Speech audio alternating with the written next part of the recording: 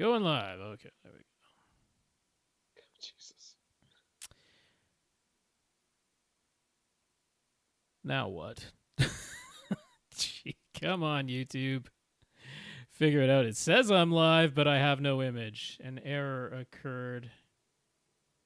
Hey, you can see me, I can see you. That's pretty much what we need. I know. I don't know if this is live or not. Hold on, let me confirm. On my phone.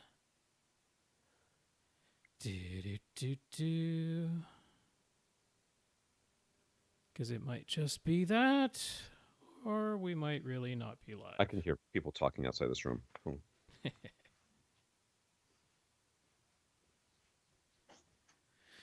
hear you talking. Live. Speaking of needing a solid core door. Yep. But then, oh my. Okay. Yep. There's a thing coming through on my phone, so. God. You gotta live interfaces. All right. Well, I'm gonna trust that keeps going. Yeah. In case you couldn't tell by now, this is the behind the scenes live recording session broadcast, and whatever technical difficulties might happen. You've been warned. There'll be a complete version that posts tomorrow with times in the show notes and things all cleared tomorrow? Up. Yep. Just post on Friday. Yeah, I might kill yourself. We'll see what we do. I've got things that I got to keep schedules around here, man. If I knew this was going to be this big of a problem for you, I'm just trying to make my life easier because I got to set this all up again on Thursday mornings. I was just trying to make this easier for me. I didn't realize I was making it harder for you. I thought it wouldn't make a difference which day you did it. Well, if we weren't an hour later, it'd be all right. Well, I mean, they all live in my house. I can't make them go to bed. That's why I was like, it's not going to work. Leaving it to the last possible available time is not a good idea. All right, whatever. Yep. You ready? Ready.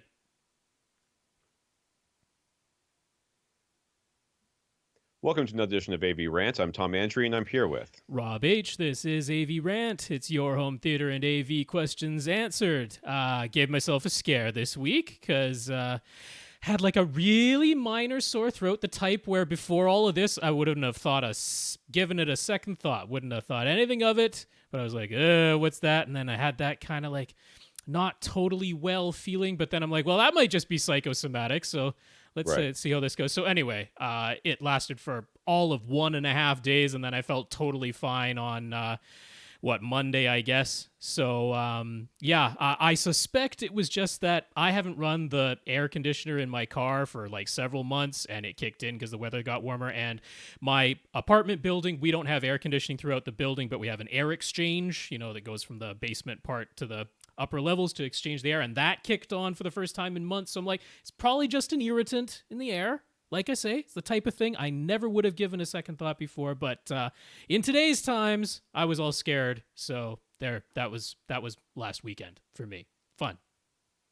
So about a month ago, we noticed a leak coming out into our garage from our house. It was intermittent leak.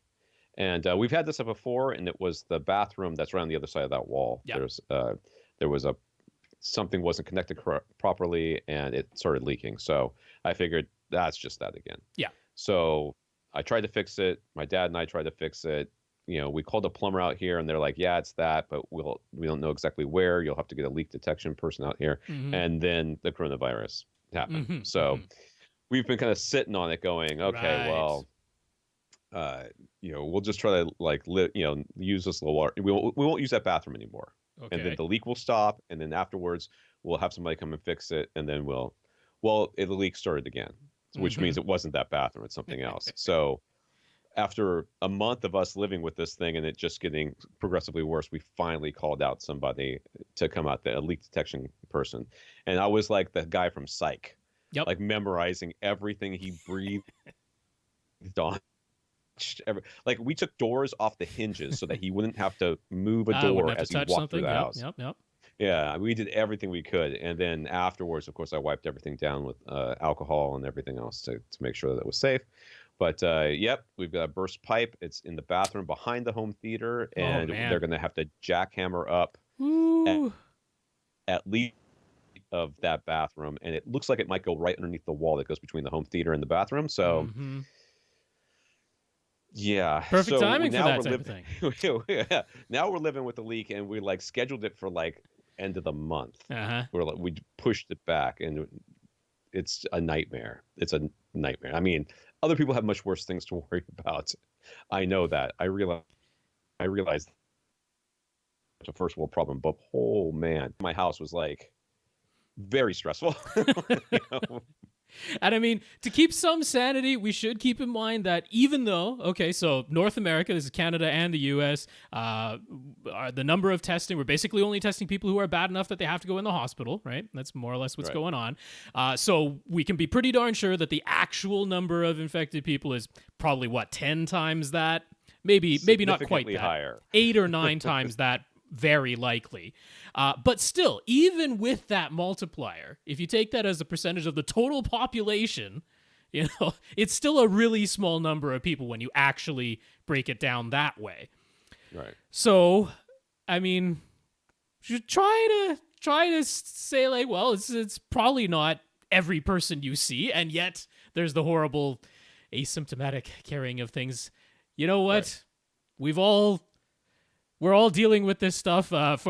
We've had people outright say thank you for continuing to talk about it, because they're glad to hear how we're doing. They like to know how Tom and Rob are doing, and then it's just that there are good reminders, and it's like we have to stay vigilant on this thing. So we've had people outright thank us, and then we've had other people say, and I completely understand this, I don't want to hear anything about it because it's everywhere and I want to get away. You know what? I understand both sides, but here's what I'll say to the people who really don't want to hear anything about it at all. I'm sorry about that, but Tom and I, this is when we see each other. Tom and I are friends. The only time we talk, really. It's on our minds like it's on everybody's minds, and if it comes up, it comes up, and we're not going to censor ourselves, and it's not, it's not the bulk of the 2 hours that we do here, not at all. So for some people, I apologize that this is how we started out. For other people, that's the update for Tom and Rob, and there it is. That's the beginning. Maybe we can go to the podcast now. I guess so. I had more things to say. I did get the new brackets for the elevation speakers, and they did fix everything. Perfect. So it wasn't the bracket on the back of the speaker. It was a bracket that was attached to the wall, because of course it was. Okay. Well, actually, that's easier to replace, though, isn't it? Like No. Oh. I thought the ones on the back up of the speaker were like more involved to detach and attach new ones. Literally a screw. Oh, okay. So yeah, I was displeased about that, but not their fault. But they're up there now. They're pretty stable, and I think it was just like a matter of whatever they had like a kind of foam liner. Yeah. And I think that just wasn't as thick on my particular bracket as it has been on some of the other ones in the past. Weird. It's what it is. It's fine. Yeah. I don't care. At this point, I'm just happy that they're up there. One more project done. All right, this is AV Rant, the podcast that answers your home theater and AV questions. Get your questions answered. All you have to do is ask. You ask by emailing us at question@avrant.com.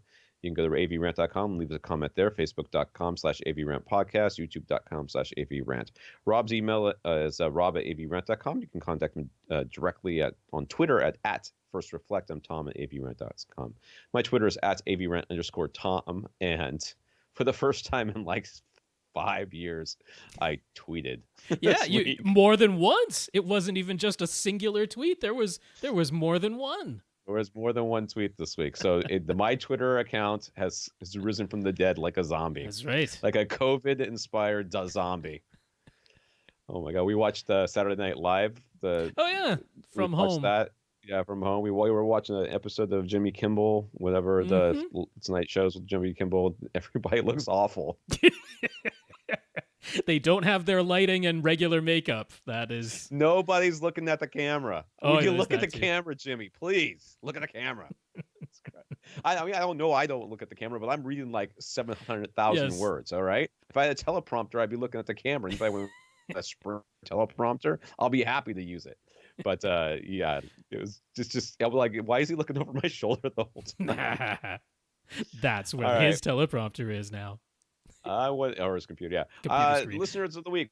I want to thank listeners of the week to become a listener of the week to support the podcast in some way. One of the ways you can do that is going to avrant.com and click on the Buy Us a Cup of Coffee link on the right side of the page. That will take you to a page PayPal donation site. We want to thank Rohan and Andrew for doing that. Thank you, Rohan. Thank you, Andrew. Yeah, Rohan, Andrew, thank you very much for those donations via PayPal. It's appreciated.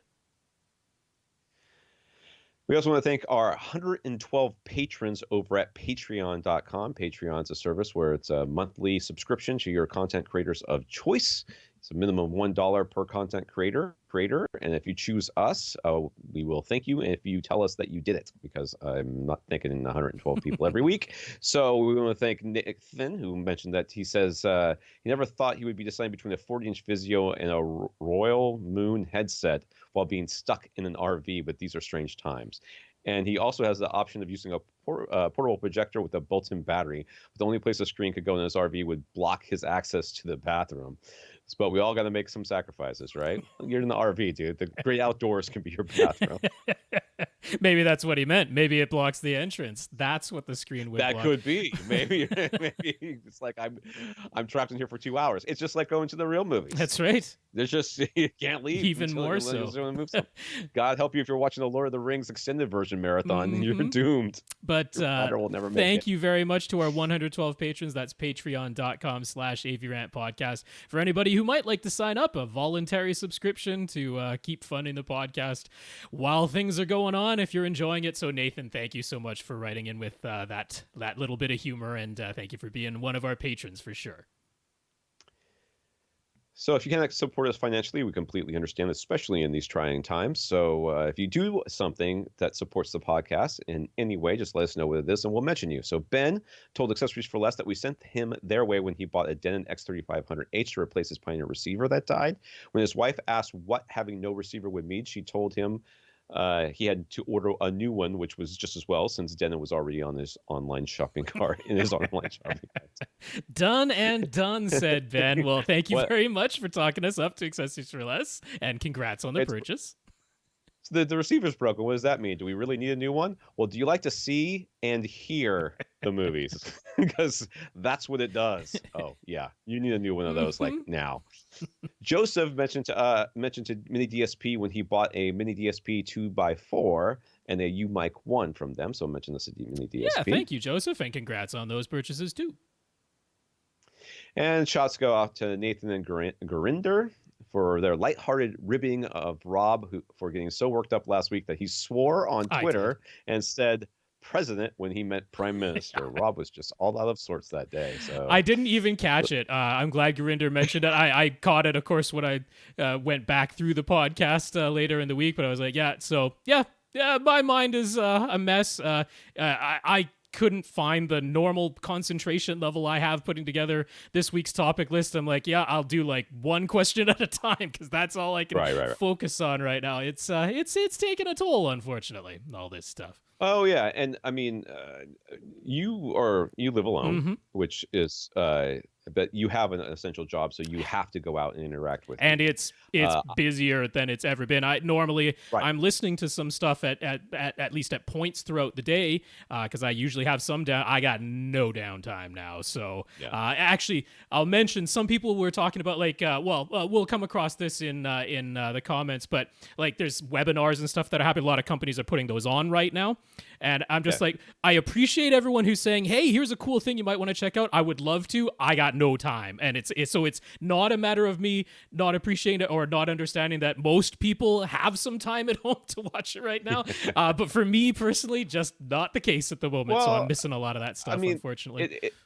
It's a silver lining thing here, though, is that you're actually out of the house and interacting with other people. Whereas, like, I'm stuck in this house and I don't see anybody other than the people that are here. If I was here alone, I would be going just nuts. Well, the thing I got to say is the people who are out, out in the public now that I'm interacting with, there are only two kinds. The best people and the worst people, and there is no in between, because everybody who's in between is doing a darn good job in my area of staying home. That's what they're doing. The people who are out either have to be out because they got important jobs that are like keeping everybody going. They are the best people, and then the absolute worst people, and that is all I see. I was in line to get a store the other day because everybody was standing 6 feet apart, and standing in this line, and this couple walked in behind me, too close. They weren't 6 feet away. They weren't wearing masks. They weren't doing all this stuff. And the first thing the guy says is, "I think they're blowing this whole pandemic thing out of proportion. This is ridiculous." And I just, and like everyone around us all looked back at him and then took a step away. It's like, yep, that's the guy who's going to have it. Yep. If anybody in this line has it, it's that guy. Don't stand next to him in the vegetable aisle. Anything he's touched, because you know he's touching it all. Yeah, we're all in this together, guys. You know, we're gonna have fun. We're gonna talk. You know, listen.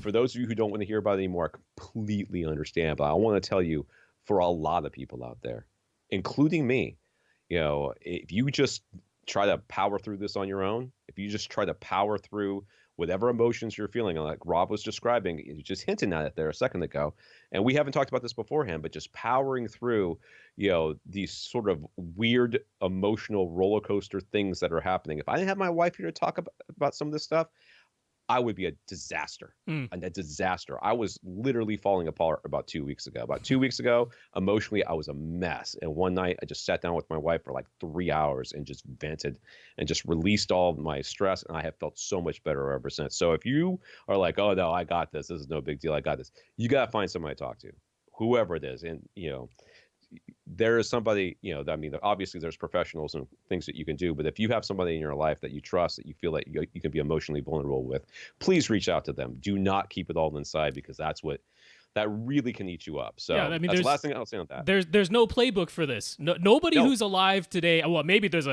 could somebody have been like in 1918? I suppose somebody could be alive 102, 103, 104, although they wouldn't have much of a memory of it if they're, say, 104 at this point. 2 years old, I wouldn't count on it. So, I mean, for all intents and purposes, everybody who's alive today, there's no playbook for this. We haven't been through something like this before. So there's no right or wrong in how you feel. There's no right or wrong in your opinion of whether you want to hear about it or not. I mean, all things are valid, but Tom and I are going to be who we are, and this will be our podcast until this thing clears up. This is it. All right, the news. Sony revealed that the PlayStation 5's new controller, so it's the DualSense. It's the name. It's not a DualShock 5. It's a DualSense. I want somebody to make another controller that has 3 things on it, like the GameCube one. It was the N64 that had the N64 the 3 one. handles. That is the 3 handles. That third handle where you're like, who was the mastermind behind this ergonomic nightmare that I'm holding in my hand right now? I liked the N64 controller. It's just, you know, you could only use the D-pad or the analog stick, not both. Not both. Anyway, so it's the DualSense. It has a two-tone color design. Its overall shape and size are closer to an Xbox controller than ever, and honestly, the Xbox controller is way better than the PlayStation controller. I think we can all agree on that. The ergonomics of holding it, I would agree. So overall shape and size are, I never said that. The 2 analog sticks remain both in the lower positions, though no offset sticks here. They've gone with clear buttons that look like the PS Vitas, and the touchpad remains. The light bar is just strips of light around the touchpad now, which makes it seem like it won't be able to work with the PSVR.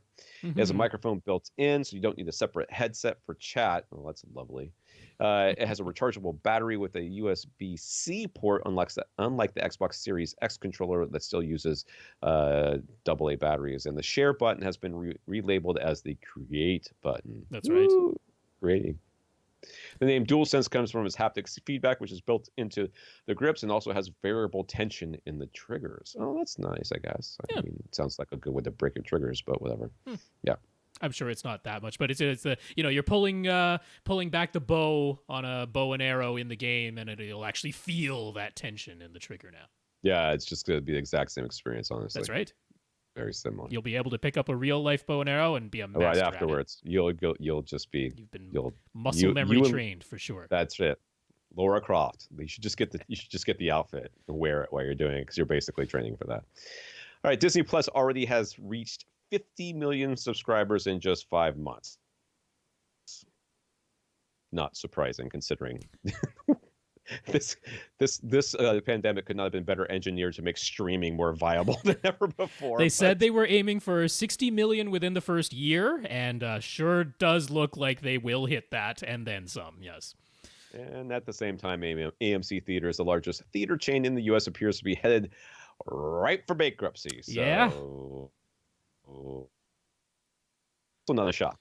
Wait, you're like tens of thousands of dollars a day per theater. Jeez. Not great. That Stubbs A-list subscription really isn't paying off too much at this very moment. Yeah. It's going to be lasting changes after all this. Definitely. Who knows? Who knows? All I know is perfectly set up. Right. I just have to rerun Odyssey one more time. I just got to do it one more time, and then I'm done. And it's good. Then I'm done. Some comments here. Brian, John, and Joe just wanted to remind any AV Rant listeners who might have some time in their hands right now that several home theater companies like SVS, Trinov, and what? Meridio. That's what? where Anthony Gramani is over there right now. So that was one of them. Yeah. They're hosting webinars and Facebook video groups where they spend an hour or two going in depth and answering questions. So keep an eye out. I only went to the. Okay, let me just all you people who do these things. Between 5 and 7 p.m., no matter what time zone you're in, is a bad time. Okay? It is a bad time. All right? SVS did theirs, and I saw it pop up on Facebook, and I clicked on it, and there was Gary and Nick and some other dude. I don't remember who it was. And, they're like, oh, post in the chat. Oh, we got a lot of people here. Let's all talk. I'm like, it's 5 o'clock. I got to go feed my children. I am cooking. I'm not, this is a bad time. Would have been 2 o'clock for me. So that is a weird time. Well, just like, whatever. So yeah, guys, come on, just do it at a normal time. I mean, now normal time, lunch, do it at lunch. The kids are, home anyways. So if people are able to attend this at 5, believe me, they're able to attend it at 7. I mean, at noon as well. Carl on Twitter wanted to point out that the Amazon Fire TV 4K and the Roku Ultra both include OS level settings for changing the frame rates to match the content, similar with the Apple TV 4K. However, Carl did find that HBO Go still doesn't switch frame rates on the Fire TV, so there's apparently still some amount of support that needs to be programmed into the apps themselves.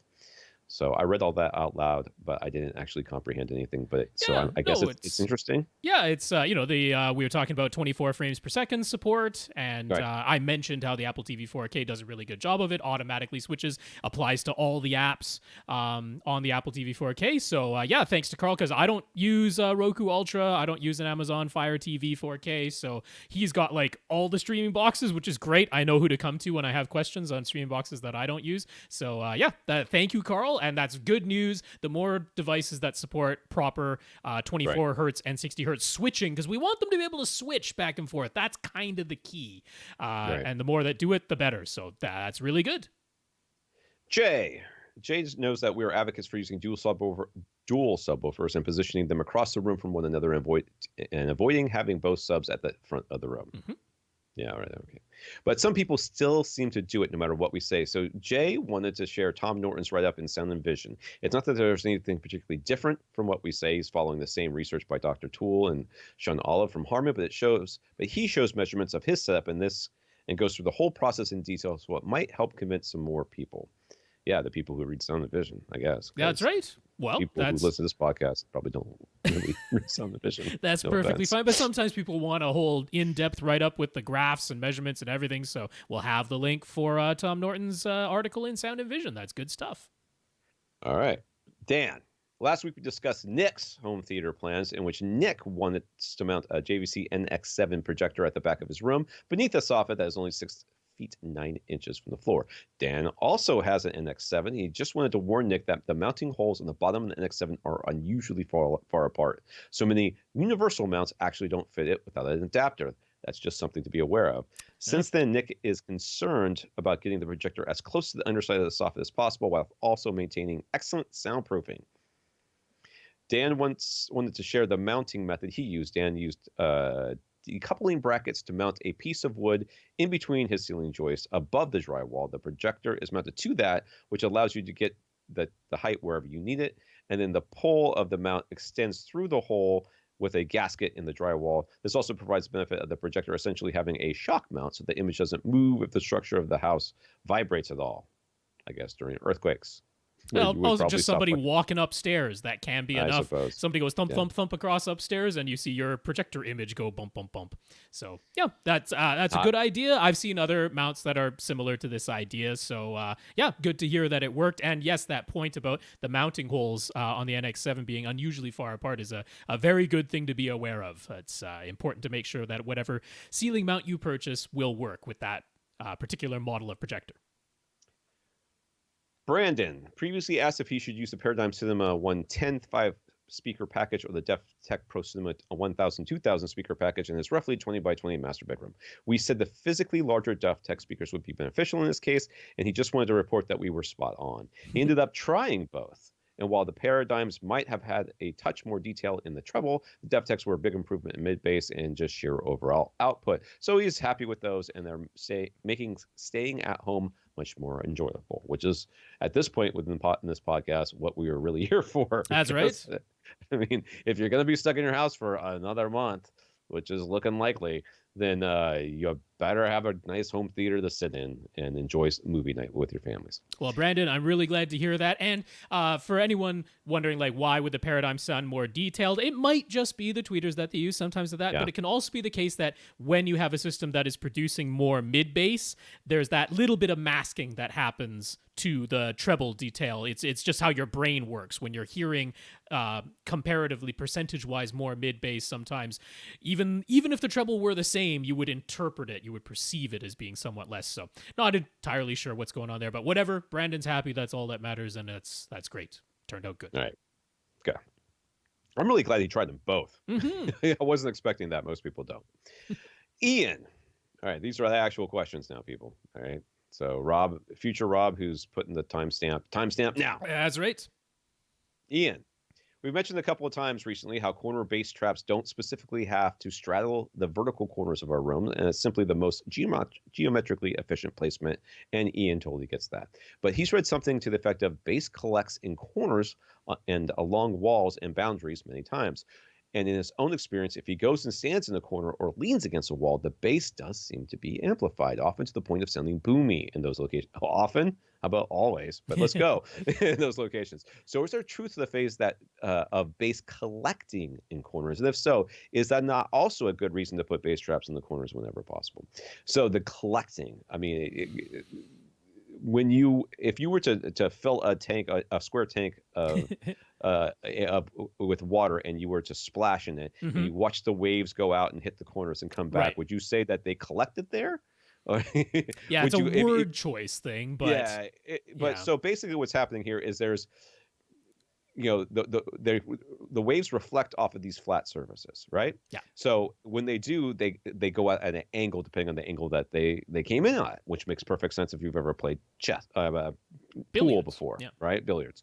So if it goes hits in the middle of the wall, where it hits the middle of the wall, then it comes straight back out, or maybe it goes off to a side, and then it'll hit a side wall sometime later, and then maybe the front wall, and then the other side wall. That you can imagine. But if it's hitting in that corner, it can hit one wall and then bounce to the other wall, and then maybe even bounce back to that first wall again before it actually reflects back out again. So collecting is maybe not it sounds like there's more bass there than there would be, but what's just happening is the waves are reflecting more often in a short span. Yeah. I mean, it's so. The word choice aside, and I mean, it's not Ian using that. I've seen that exact word used in descriptions and articles and things, right? Yeah. So that's experts. That's right. Totally fair that's where that came from. But let's just put the word choice aside. It is just exactly that. If you just visualize what water would look like in a rectangular pool, and you're making little waves, dropping little stones into that pool of water at various points around the pool, what you would see is these like eddies and more interaction happening in those corners just because of the angles. All these waves are bouncing off and interacting with each other, and you're seeing these very choppy looking sections, more so than right in the middle of the field of the pool, along the edges, and especially in the corners you will see this sort of choppy thing. So yes, the idea that you're going to place bass traps where there is the most bass wave interaction also does make sense. Geometrically, it's efficient to put them in the corners, and you are also having those bass waves bouncing around off of all of those boundaries. So it's a good place to put a trap and turn some of that energy into heat instead of allowing it to just continue to bounce around. As opposed to you take one big, thick 8-inch panel and stick it, not in the exact middle of your room, but, kind of somewhere in the middle area of your room. And you're imagining how many of the waves would be hitting that bass trap there versus how many waves would be hitting it in a corner. If you visualize it that way, it totally makes sense. That's where you're going to put it to be most efficient. Right. Kevin. So last year, Audioholics reported on Dolby's plans to restrict which upmixers would be allowed to work with Dolby audio formats. Basically, any Dolby signal would only work with the Dolby Surround upmixer, and any DTS signal would only work with the DTS Neural X upmixer, no cross-pollination. Did that ever happen? Did that ever happen? Is a firmware update going to impose this restriction on the Denon X7200WA that he just bought at some point? I feel like that happened. Didn't that happen? So I feel like that happened. Audioholics actually had some of the best reporting on this because they really brought it to the public's attention when Dolby first mentioned this. It was more like a sort of behind the scenes thing. This is what they were telling AV receiver manufacturers and stuff that they were going to have to do. And Audioholics sort of brought it to the public attention. There was a bit of a backlash, and Audioholics then also reported that Dolby withdrew that restriction before it was ever really totally applied. Now, there's an interesting thing where if you look at, like in particular, Denon's X3600H. That's, the current one that came out at the tail end of 2019.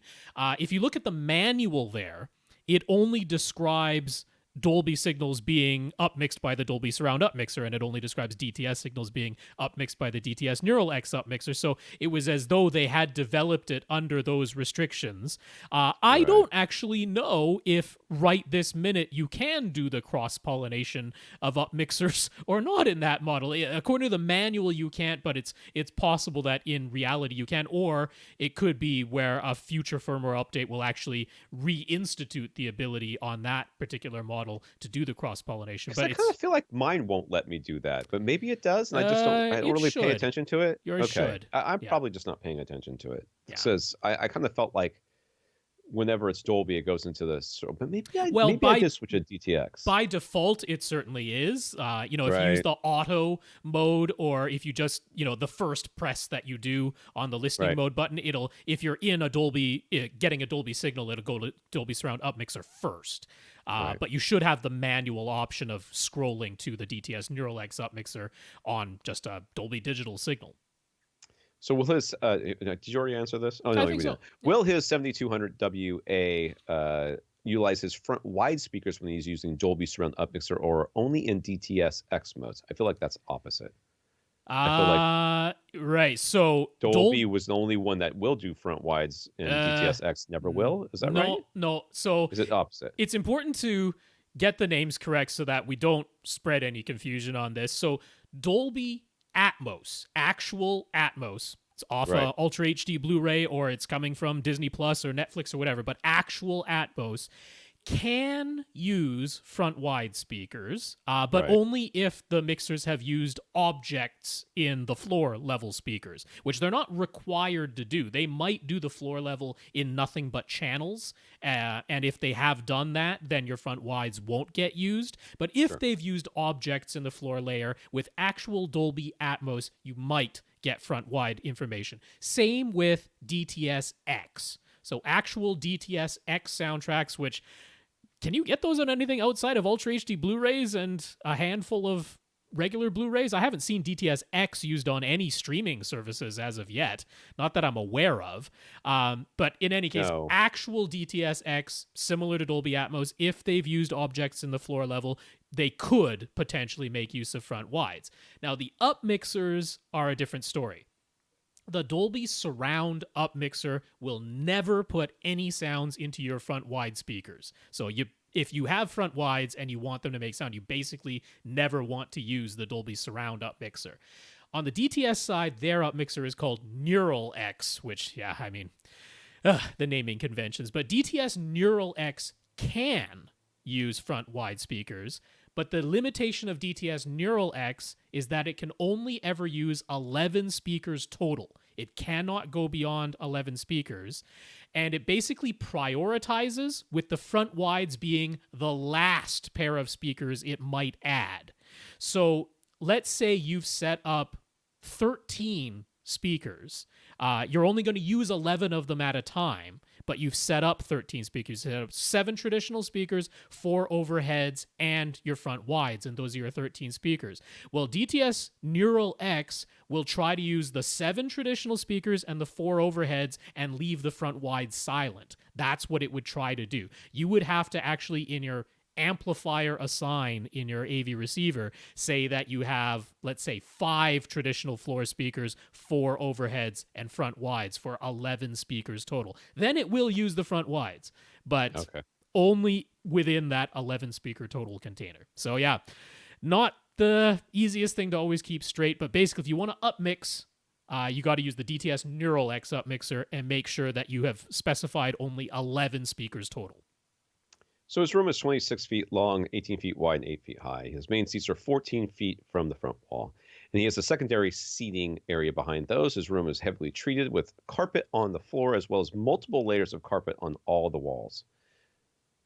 How do you get multiple layers of carpet on your walls? He must have hung them somehow, right? I guess. Yeah. You can't nail them all up to each other. Yeah, in his images, he says he's got 3 layers of heavy Berber carpet that are on his walls. Okay. Yeah. He goes, those are hidden behind curtains, and he has a acoustic ceiling tile, so he's got lots of absorption. He has 11 speakers total and 4 subs. 2 speakers are up high on his front wall, directly above his front left and right main speakers, and another 2 speakers on his back wall, where they can be considered either surround backs or rear heights. So there we go. Yeah. The backs, it looks like the secondary seating area is like a lounge. It's like couch on the back wall and the couch on the side wall. But the main seating area is 2 3-seater, 2 3-seater couches. Side by side. I feel like I've seen this. We've helped create this theater. I think so. Probably. This is the one with the beam in the middle of it, and he was trying to figure out how to make this thing work. Yes. Anywho, it's nice. Yeah. It's dark. It's very dark. Yeah, when the lights are off, I'm sure it is dark in there.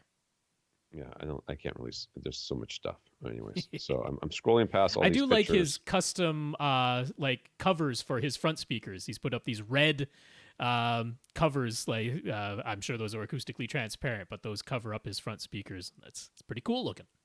Yeah. Oh, I see it now. Yeah. Mm-hmm. So it's like a custom grill cloth that he basically put over or something. Yeah. All right, it's cool.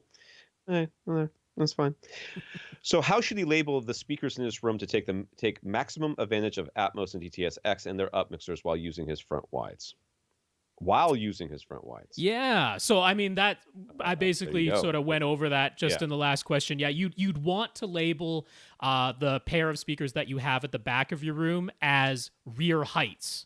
That's how you would not want to label them as surround backs, because if you did label them as surround, well, he's got 11 speakers total, so either way, but you would end up with a 9.4, because he's got 4 subwoofers, a 9.4.2 setup, and you definitely want to try and keep 4 overhead speakers so that you can have front to back panning as well as left to right above you. So I would label the speakers at the back of your room as rear heights for sure. So I would say you have a 5.4.4 plus front wides setup. Yeah. So he asked, lastly, should he replace his his height speakers with in-ceiling speakers? I don't really see why. Well, you got them up there already. I mean, you could. Are you going to properly place them for that middle couch? Is that what you're going to do? Right. Are you going to put? Yeah. If that's what you're going to do, then yeah. But if you're just going to, have front heights and rear heights, way towards the back and front walls, and have them in ceiling speakers, I say stick with what you got. Yeah, I mean, I would certainly try just what you have already, because obviously that's the easiest thing to do, is just call them front heights and rear heights and give it a go.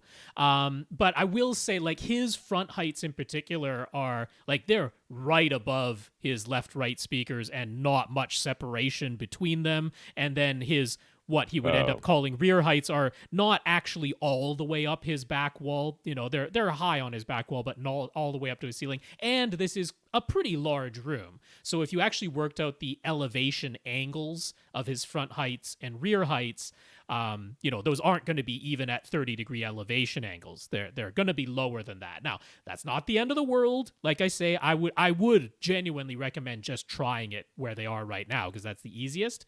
But I'm looking at that. I'm confused by his front speakers here, because he's got this big thing outlined, and we can see the top half of it. Yeah. Which is definitely a woofer mid-range tweeter that's going from the ceiling down. So the speaker looks like it's upside down with the tweeter.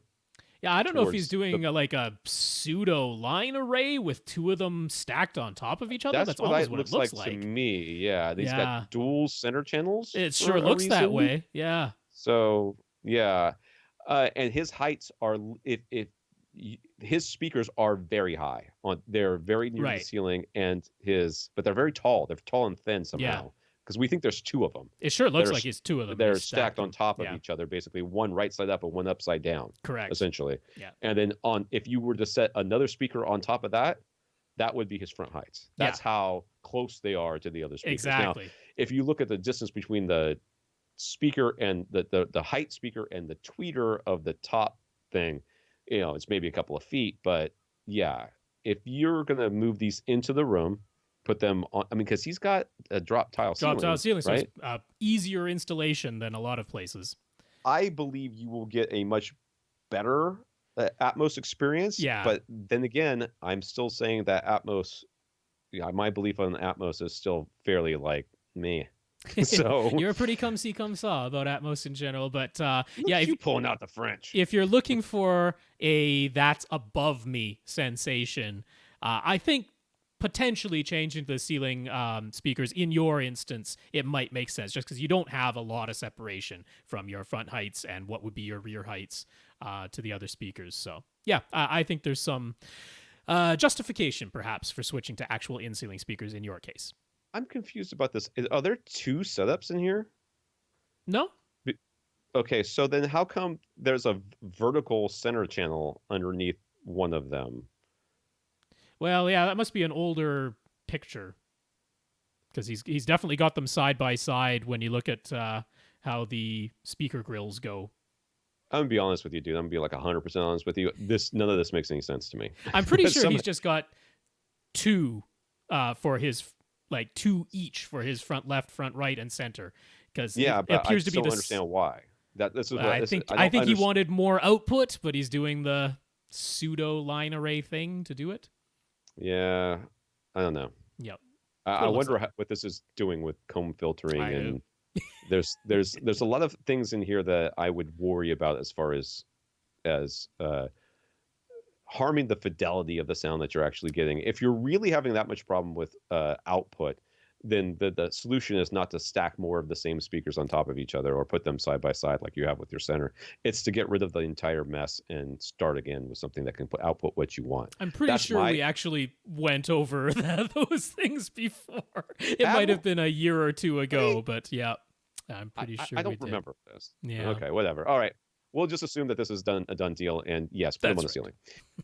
Francisco says he is new to our podcast, and he's curious to hear our take on the upgrade he's considering. Welcome onto your seat. I might offend you. It could happen. It's happened before. Not going to be on purpose. You seem like a nice enough gentleman, I assume. His living room area is roughly 15 feet, but is open to his kitchen and another opening into a bedroom. The bedroom doesn't have a door.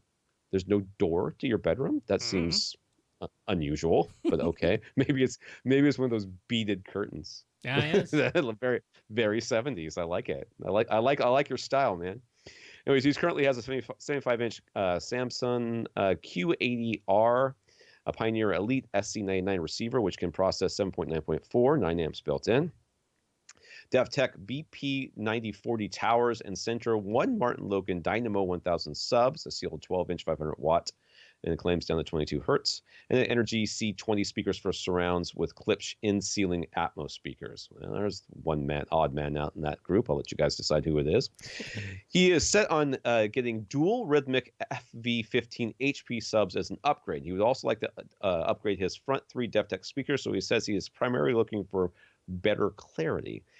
He had clipped speakers up front before, but he found them extremely bright, so he doesn't want to go that route. What he likes best in his own house is a separate 2-channel setup in a home office room where he's using a pair of B&W speakers.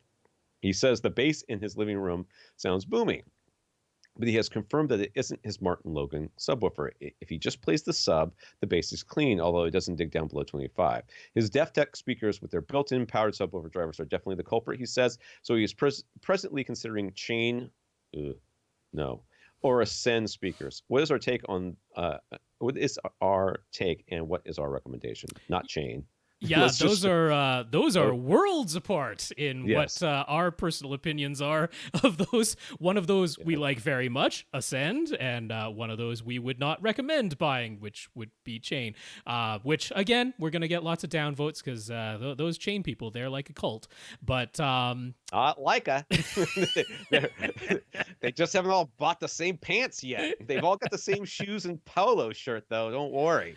But yes, if you've boiled down to those two, I will certainly say to go Ascend. And I mean, if you did the what I've said frequently about Ascend speakers is if you don't like how they sound, it's something else. The speakers are just telling it like it is. And we can say that for some other brands too, SVS Ultra speakers, Aperion Varus Grand speakers, the higher end KEF speakers, PSB speakers. I mean, lots of speakers out there are the type where I would basically say, yeah, these are telling it like it is. And if you don't like the way it sounds, it's something else. But out of those two, I mean, I certainly have no qualms just saying, go get yourself some Ascends because they are really, really good and high value speakers. Well, there's a couple things we could try here first. Yes. Too. I mean, clearly, you have learned through bitter experience that having subwoofers in your main speakers isn't always the panacea that many people will have you think it is. All right, not your fault. There's a lot of marketing out there that's telling you that this is a great thing to have, and we're here to tell you it ain't. But just because you got them in there doesn't mean that you have to use them as full range speakers. I mean, there's little doubt that when you run MCACC, your automatic setup program in your Pioneer, with your DefTech speakers, and by the way, we will tell you that your DefTech speakers with their built-in powered subwoofer drivers should be plugged into the wall, and they should be powered on because the crossover for those powered drivers it's at least 300. I think it's 500 hertz where they cross over, but it's at least 300 hertz. So it's not like we want you to turn off those powered woofers. No, they're needed to get down to the 70, 60, 70 hertz that they need to for the crossover of 80 that we want you to set. That's right. But MCACC is for sure going to set them to large, or if not large, a 40 hertz crossover, at the most. And you have the option of manually overriding that, setting them to small, not large, and choosing a higher crossover frequency, and the option of just turning those powered woofers down so that they aren't playing as loud full stop to begin with. There's quite, unfortunately, a lot of trial and error type of adjustment that can be done, and cleaning all of that up might, like I talked about before at the top of this podcast, sometimes when you have an excess of mid-bass, it makes the detail and clarity seem like it isn't there. We don't perceive it. It's being masked by that excessive mid-bass, but it actually is there where our brain just has trouble hearing it when it's being masked by something else. So it's possible you don't actually need to upgrade your DefTech speakers, and we don't know what your acoustic situation is. We know you've got an open concept space, and those are generally kind of difficult to deal with. It's entirely possible that if you took your DefTech speakers into your office area where you've got your 2-channel setup, that you'd think those speakers are a lot better. But that's down to room acoustics, not just the speakers alone. The speakers have to work with the room. This is what I want you to do, Francisco. I want you to go into your receiver. I want you to change the size of your main speakers to small, and anything else that says large, change them all to small. Set all the crossovers to 80 hertz. And then just listen for a while. I don't even want you to buy new subwoofers. I know you want to. I know you do. And I believe me, I am the last person in the world who should talk about somebody not buying a subwoofer. Because if somebody said, hey, Tom, we want to get you some new subwoofers, would you want some new subwoofers? I would say yes before I even they even got past the do ya. Okay, because yes, I do. I always love new subs. But the fact is, you may find that just doing that one little change changes your perception of everything else that's going on in this room so much that you might not need. Because first, you are not pressurizing. Yes, you can buy enough subwoofers to pressurize your house. Sure. And the FV15HPs are a high value way of doing that. They can output a ton of bass, and in an open concept space, I'm not gonna even try to talk you out of those. That's the perfectly fine choice. And the one sub you have right now, it doesn't play all the way down to 20 hertz. It's just an objective fact. So the subwoofers we're not really gonna quibble about. And honestly, if you went and got some Ascend speakers, I'm not gonna quibble about that either, because I know how good and reliable they are. But I would encourage you, in addition to what Tom just said of setting things up, possibly changing some settings in your surround sound setup in this open concept space, try taking your DefTech towers into that office area where you have your B&Ws. Have a listen there, because if you say, hey, wait a second, actually these DefTechs sound a lot better in here than I thought these speakers sounded, well, then that tells you, oh, it's actually my room acoustics. That's what I really need to deal with. And your money could be better spent dealing with your room acoustics, possibly. We don't know. Sometimes you can't change much in an open concept space, but it would at least let you know whether it really is a speaker upgrade you need and want, or if it's some other part, the room, that needs changing. Right. So, especially when it comes to bass, we're always talking about subwoofer placement and stuff like that. And that's simply because, if you're a new listener, it's simply because the subwoofers, no matter how many you have, 1 or 10, and the room work together to create the bass, all together at the same time. It's not, this subwoofer does this and this other subwoofer does a different thing, and the room does something to both of them separate. No, all together, they create the bass. Okay. So when we, in an open concept space like you have, your theater area might be 15 by 15, but the bass is the entire every open door between where the bass starts and anything else. So if you have your front door open, it's the whole world. Yes, that's right. And I mean, he clearly has an understanding of that, because the subs that he chose to go with are the type that can deal with like 5,000-6,000 cubic feet. Right. He's good on that front. Yeah. So, even though did he say dual? Did he say dual? He'll be going dual. Yep. In an open concept room, oftentimes I do not recommend that you immediately go dual, mostly because setup of duals isn't necessarily going to be the one-stop shop, the easy fix that it is in a rectangular sealed room. Yeah, it's just harder to predict. In a rectangle, we can predict what they'll do depending on where you place them. In an open concept, it's hard to predict. So I would do, what Rob said and everything, but I would do what I said. I would set this up and say, this sounds better, or maybe it doesn't.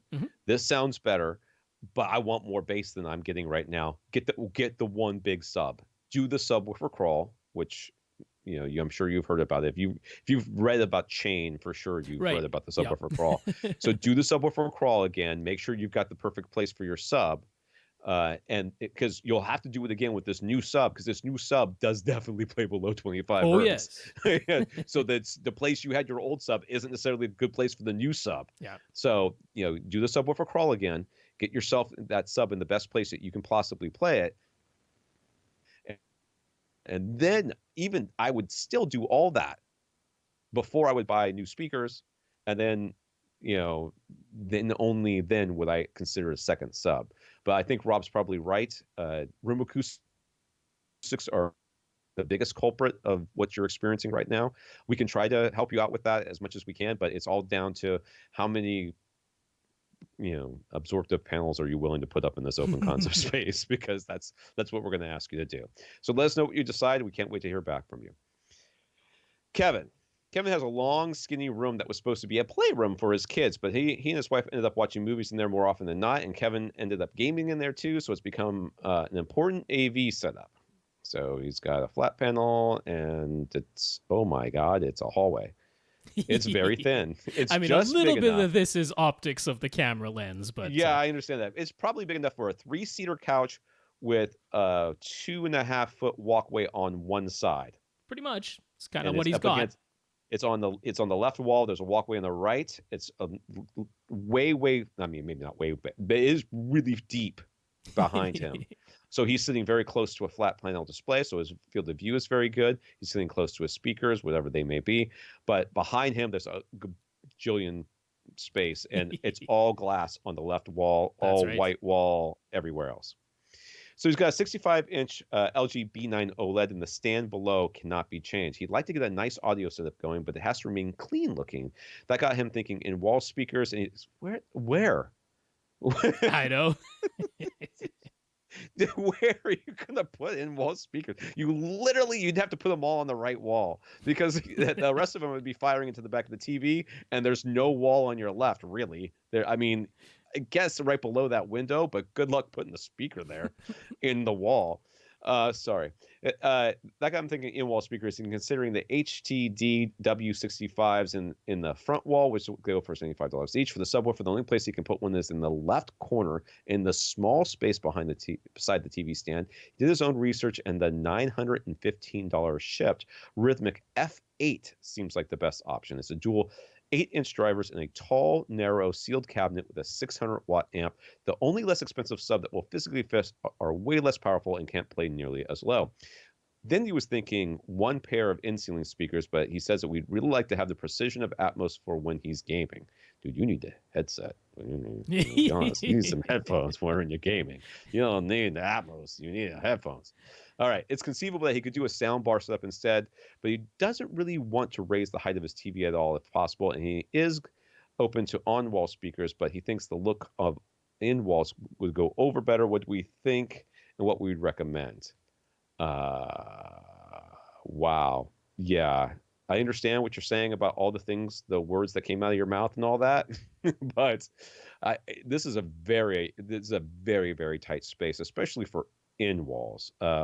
Yeah, I have one recommendation for you that I feel pretty strongly about, that I would be pointing him toward. All right, what do you got? Okay, so I want him to get the KEF E301 speakers.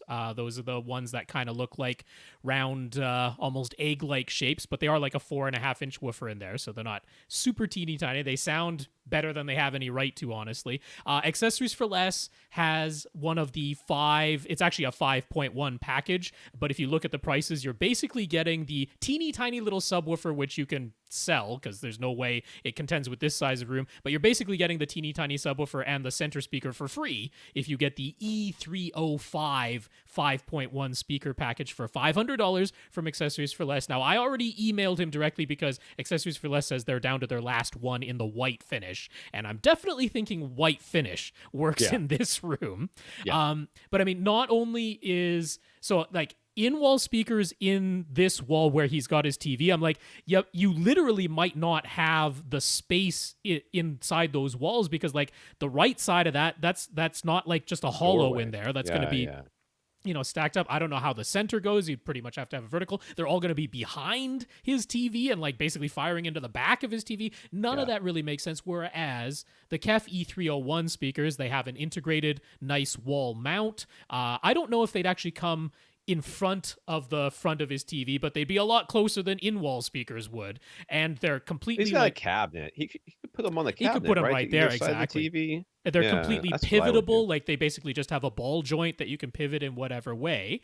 So I feel pretty strongly that that's what I would do. I mean, it's the combination of price, sound quality, and looks and ease of mounting them. And if you want a really clean look and you don't want to open up your walls, I mean, Tom will let you know it's not that hard. You have a little hole and you're just going to patch the hole in the wall. You're just dropping speaker wire down from above, perhaps, through the bay in your wall. But if you don't even want to do that, you can get like Sewell's Ghost Wire, which can be painted. It's self-adhesive and super flat.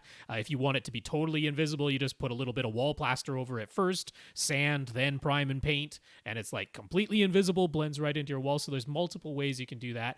Then it's a 5-speaker package. You said you want precision for gaming. Don't do 3.1.2 Atmos. That makes no sense. Yeah. I mean, all along your right side wall, you can put a speaker anywhere there that's easily wall mountable.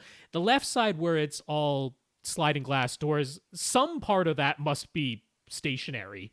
They can't, like, somewhere in between those. It's a little bit hard to tell in the picture, but you could either do whatever is actually like a stationary part of that side, even if it's some ways behind you in a 5-speaker setup, that's okay. Or you could put them above the sliding glass doors and angle them down. I don't think he needs to. I think there's that window is going to be right next to him. It looks like, yeah. So he should be able to put it on that wall right there, or just in that window seal, pretty much directly to his left. Yeah, and then just match it on the right. I would definitely go 5.1 because you want the ability in a game to tell that someone is coming from a little bit behind you.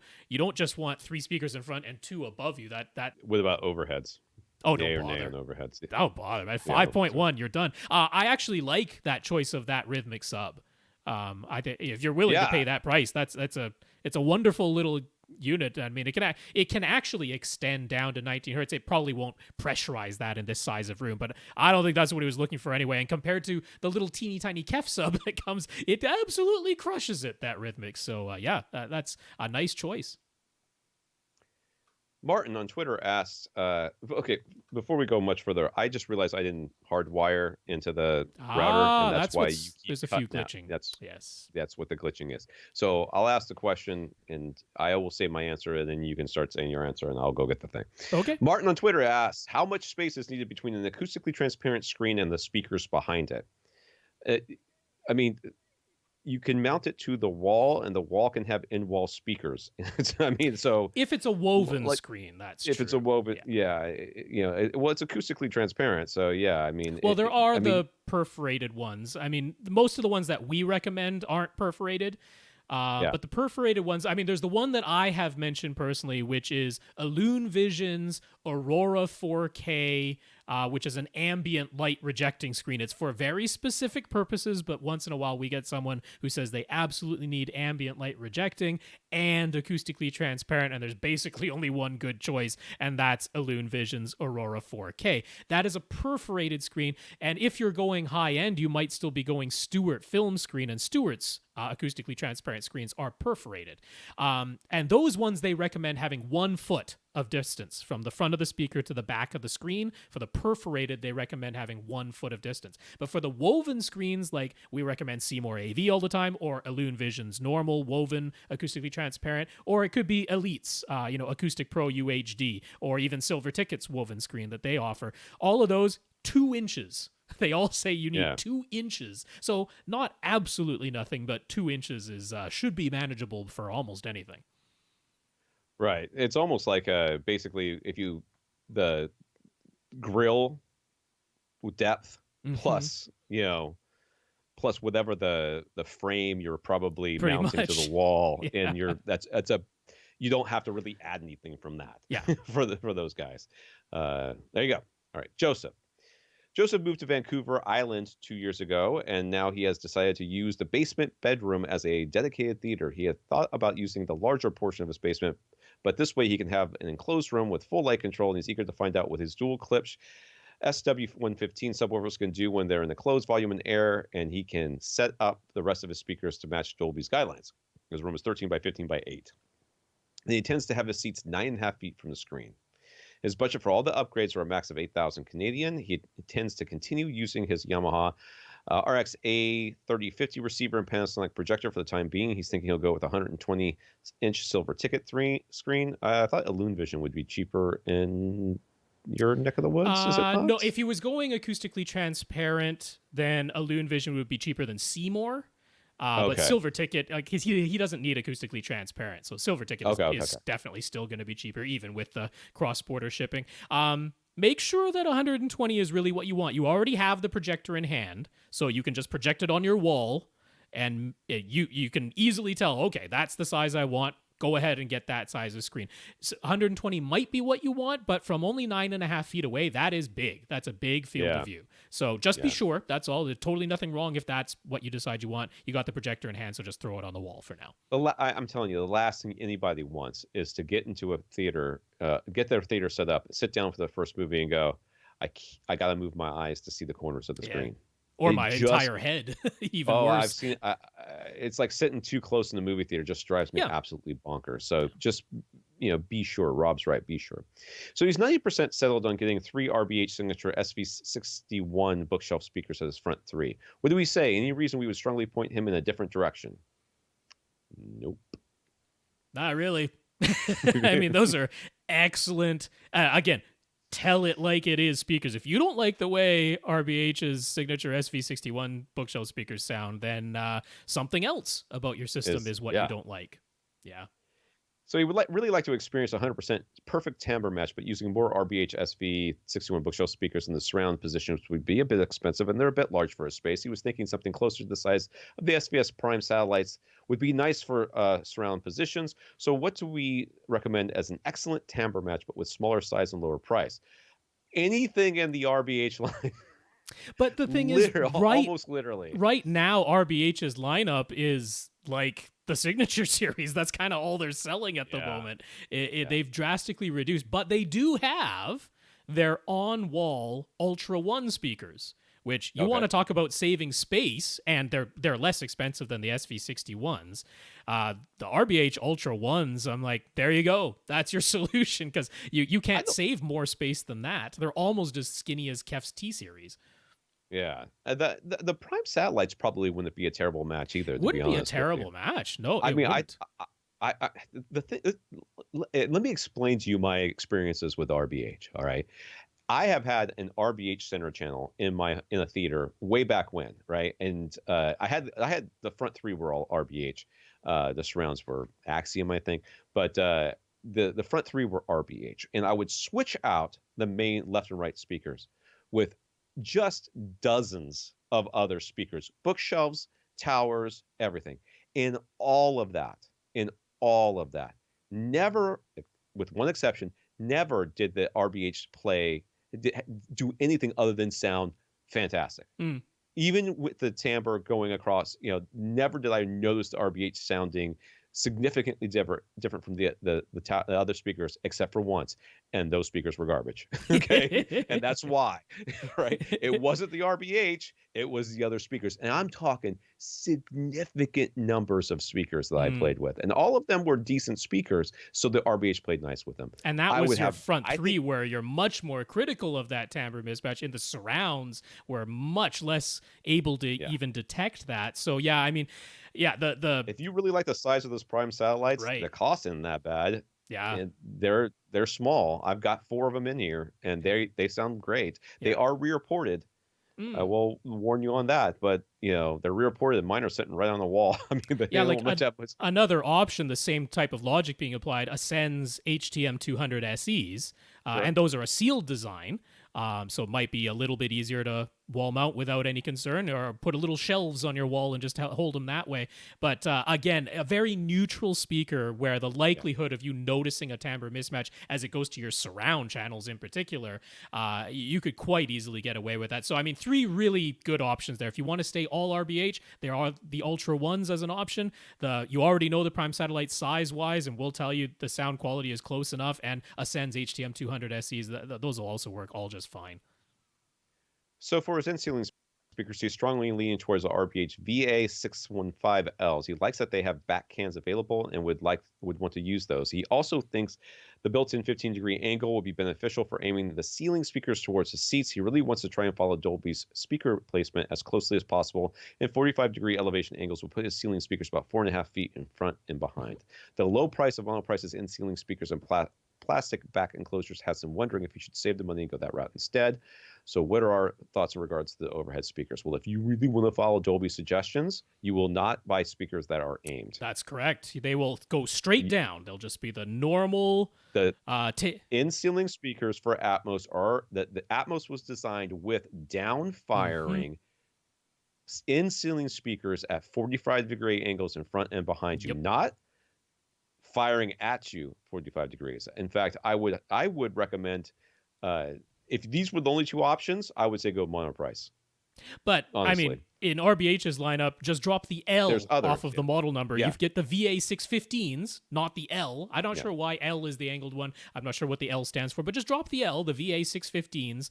They just fire 45-degree angle. I guess they just fire straight down, and that's what you want. So, let's see. He wants he's saying like this might be the last theater he builds. This is where he plans to stay for quite a while.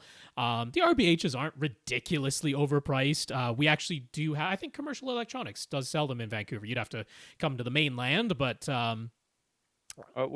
Ascend also has in-ceiling speakers. no, Ascend right? doesn't have speakers. any in-ceilings. No, onto them. Aperion does, but Aperion doesn't have any sort of their own back cans, whereas RBH has actually two different back can options, the foam-based ones and the fire-retardant metal back can ones. So I'm almost inclined to just say go ahead and get the RBHs. I mean, it is a little bit more money up front, but there will be never a doubt in your mind. It'll never cross your mind. In time, you'll be like, look, they're fantastic. I don't regret this purchase at all. Just get the ones that fire straight down. That's all I would tell you to do differently here. He was looking to go with GIC for absorption and diffusion panels, but cross-border shipping is more problematic these days. Any recommendations on the acoustic treatment front for purchasing in Canada? Come on, Canadian guy, tell me. There's a place called Acoustic Panels Canada, and they sell... You won't believe this.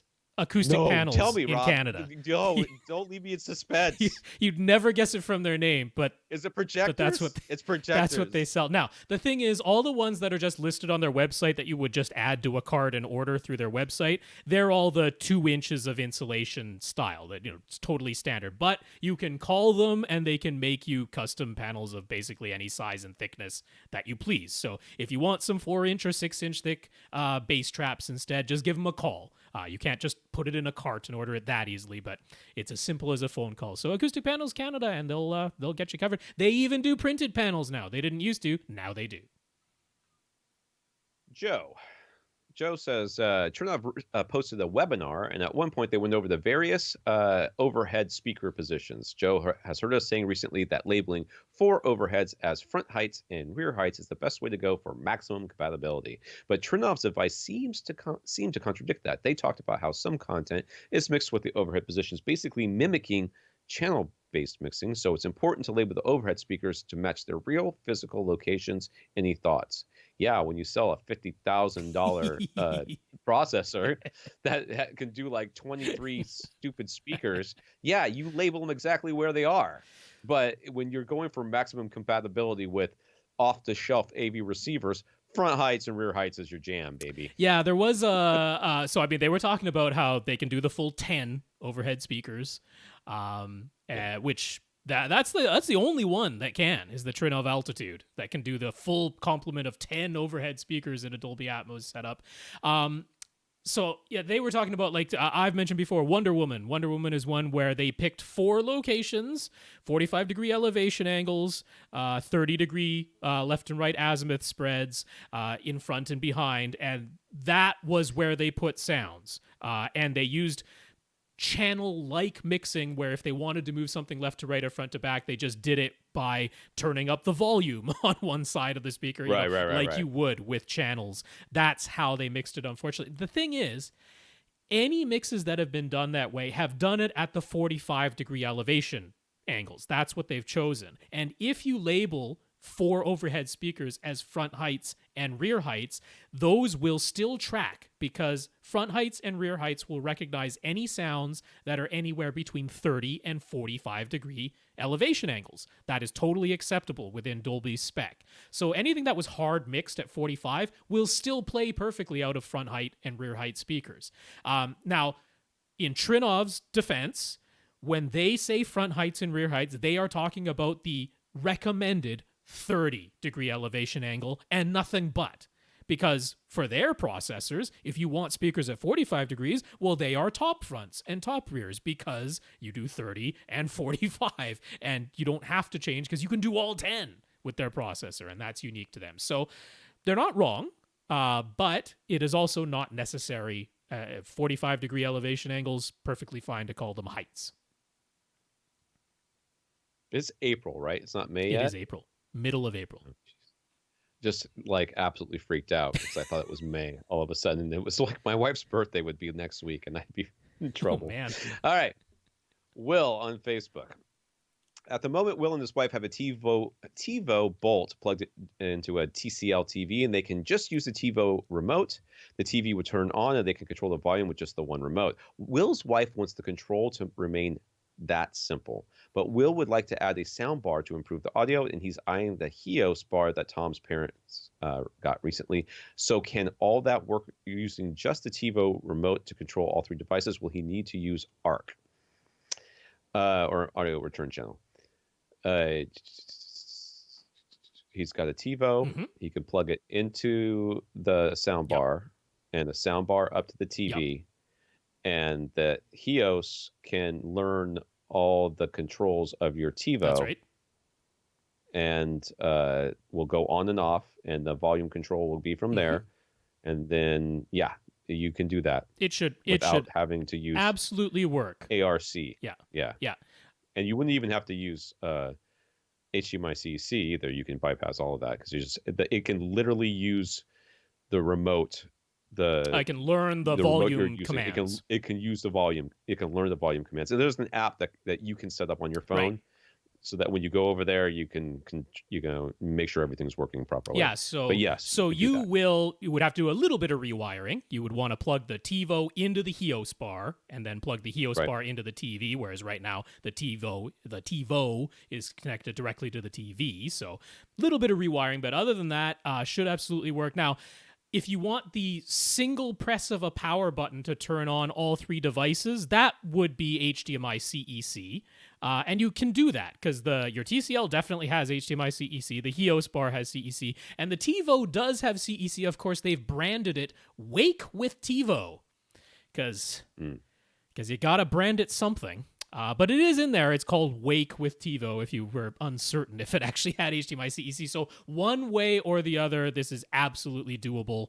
And pretty straightforward. Vamp for a second because my stupid computer's frozen. Oh, dear. All right. Well, I can still hear you, thankfully. So hopefully it'll come back to life. Damien here, I'll just go on to his question.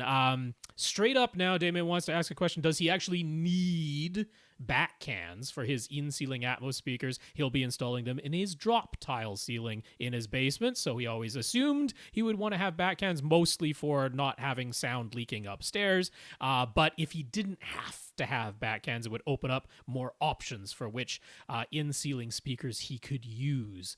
So it's kind of a... I mean, you don't have to, but I would... So your speakers now become dipole, okay? So you'd have the back can on them would help, contain the backwards sound basically. The fact that there's a acoustic drop tile ceiling between you and the back of that speaker would be, some measure of protection from that. But the back can would definitely help with it. And then you could have insulation in all your ceiling joists, because this is basement to first floor. It's not going into the attic. So in North America, fire safety wise, we don't normally... some areas you might actually want to check with building code to make sure. But I wanted to mention there is an option because over in the UK and Europe, their fire safety code is stricter. And they've mandated that any ceiling, doesn't matter which floor, if you're putting a hole in that ceiling for a can light or an in-ceiling speaker, you must have some kind of back enclosure for fire safety purposes. So over there, they call them fire hoods instead of back cans. That's the thing you would search for. But there is a company called Live Audio that ships to the US, and it's a pretty reasonable price. They're like $50. So after the shipping, it is like, about $40-$50 of shipping. So it's about $250 all in to get 4 of these. And I mean, they're basically just fire retardant fabric with insulation inside. It's nothing particularly amazing or fancy. They look like those things that in the movies and old TV shows where people got whiplash and they would wear a thing around their neck. Right. It looks like that, except it's got a top to it, and you just wrap it around your speaker. And the ones they sell, they say work for either a or a Zsa Zsa Gabor hat. That's what it looks like. It's either a 6.5 inch or an 8 inch. You can actually just trim the fabric to fit the exact circumference of the speakers that you're putting them around. So I mean, if you're really concerned about it, something like that is all you need. They claim that it's a little bit frequency dependent, but they can attenuate the sound by about 10 decibels. Which is, enough to muffle it a little bit, and then combine that with your regular insulation inside your ceiling, and it should be reasonably decent. And it is the fire safety break. That's sort of the main thing. So that's an option. You can do it that way. It's a little bit hard to still find the what are those things? What's the name of those? I'm forgetting them now. The vinyl ones that you could sort of roll up and put them in the ceiling and.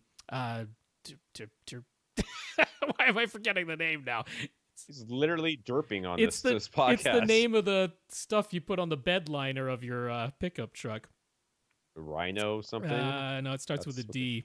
I'm totally blanking on it now. Whatever. Anyway, they don't make them they discontinued them, so they're hard to find anyway. But yeah, these are cheaper. So yeah, you might check out Live Audio. It might give you the options you're looking for.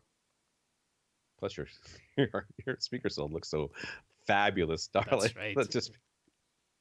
So he's trying to maximize his materials for building his DIY bass traps. The Owens Corning 703 that he has on hand is 3 inches thick, and as mentioned previously, he can't straddle the corners of his room due to where speakers and other items are placed. So should he just double up on the insulation to make a 6-inch thick insulation with maybe a 1-inch air gap? Those would then go on flat on his walls, or should he do something else to maximize the uses of what he has on hand? So if you want something that's got the effectiveness of 6 inches, of absorption, you can use a 3-inch panel with a 3-inch air gap. You could. Gives you about the same amount of thickness. So would I want a 7-inch off my wall thing with a 6 inches of insulation and 1 inch of air gap, or would I want more panels that are 3 inches with a 3-inch air gap coming off my wall? I would take option B. Yeah, you'll be able to make more of them with the material you have on hand. And since they're going flat on your walls, like you'll never see the air gap. That's not going to be any type of concern. Yeah, that's absolutely the way to go. It's the most efficient use of the material you have on hand, and you don't even really have to do anything particularly special besides build a frame that is deeper than the insulation that you put into that frame. That's not so hard. Andrew on Facebook. Andrew isn't watching any 4K or HDR content at the moment, only 1080p SDR. So would an OLED be worth it in his case? He can afford a 65-inch, but the same amount of money could buy an even larger LCD, what do we think? Well, all of them are going to be 4K and HDR. It doesn't make pretty much, but it's OLED really versus LCD anymore. Is the real question. And if he isn't going to be watching HDR, Is the OLED going to be worth it for standard dynamic range? Let me explain to you for exactly how long you will not be watching HDR after you get your OLED. Yeah, you're going to have like Disney Plus or Netflix or something. Like, yeah. You are going to come home from the store with your new OLED and a disc. I guarantee it. You're going to, I don't have a player. You will. I mean, you will. Disney Plus is kind of like one of the cheapest ways to get yourself some 4K HDR content with movies you very well might enjoy watching in 4K HDR. They got a big selection, so chances are. But even if all you ever watch on your new TV is 1080p SDR, if 65 inches is large enough for you, there's nothing subtle, in my opinion, about how good OLEDs look. I don't even think you have to have them side by side to appreciate it. Like, when you see how black is on an OLED, and standard dynamic range still has black, and sometimes still has a black pixel right beside a lit pixel, and there is no haloing. It is perfect contrast. It's totally worth it to get an OLED, in my opinion, Andrew. As long as 65 inches is big enough. If you're like, I'm sitting 9 or 10 feet away, well, then you're going to want the bigger. You want to try and get an 85-inch if you could, right? And you're not going to be able to afford that in an OLED. So size does matter depending on your seating distance. But if 65 inches is big enough, get the OLED for sure. It is. You will not regret it. Well, okay. He hasn't given us enough information. I mean, we're making assumptions based on what we know to be true about the performance of these things.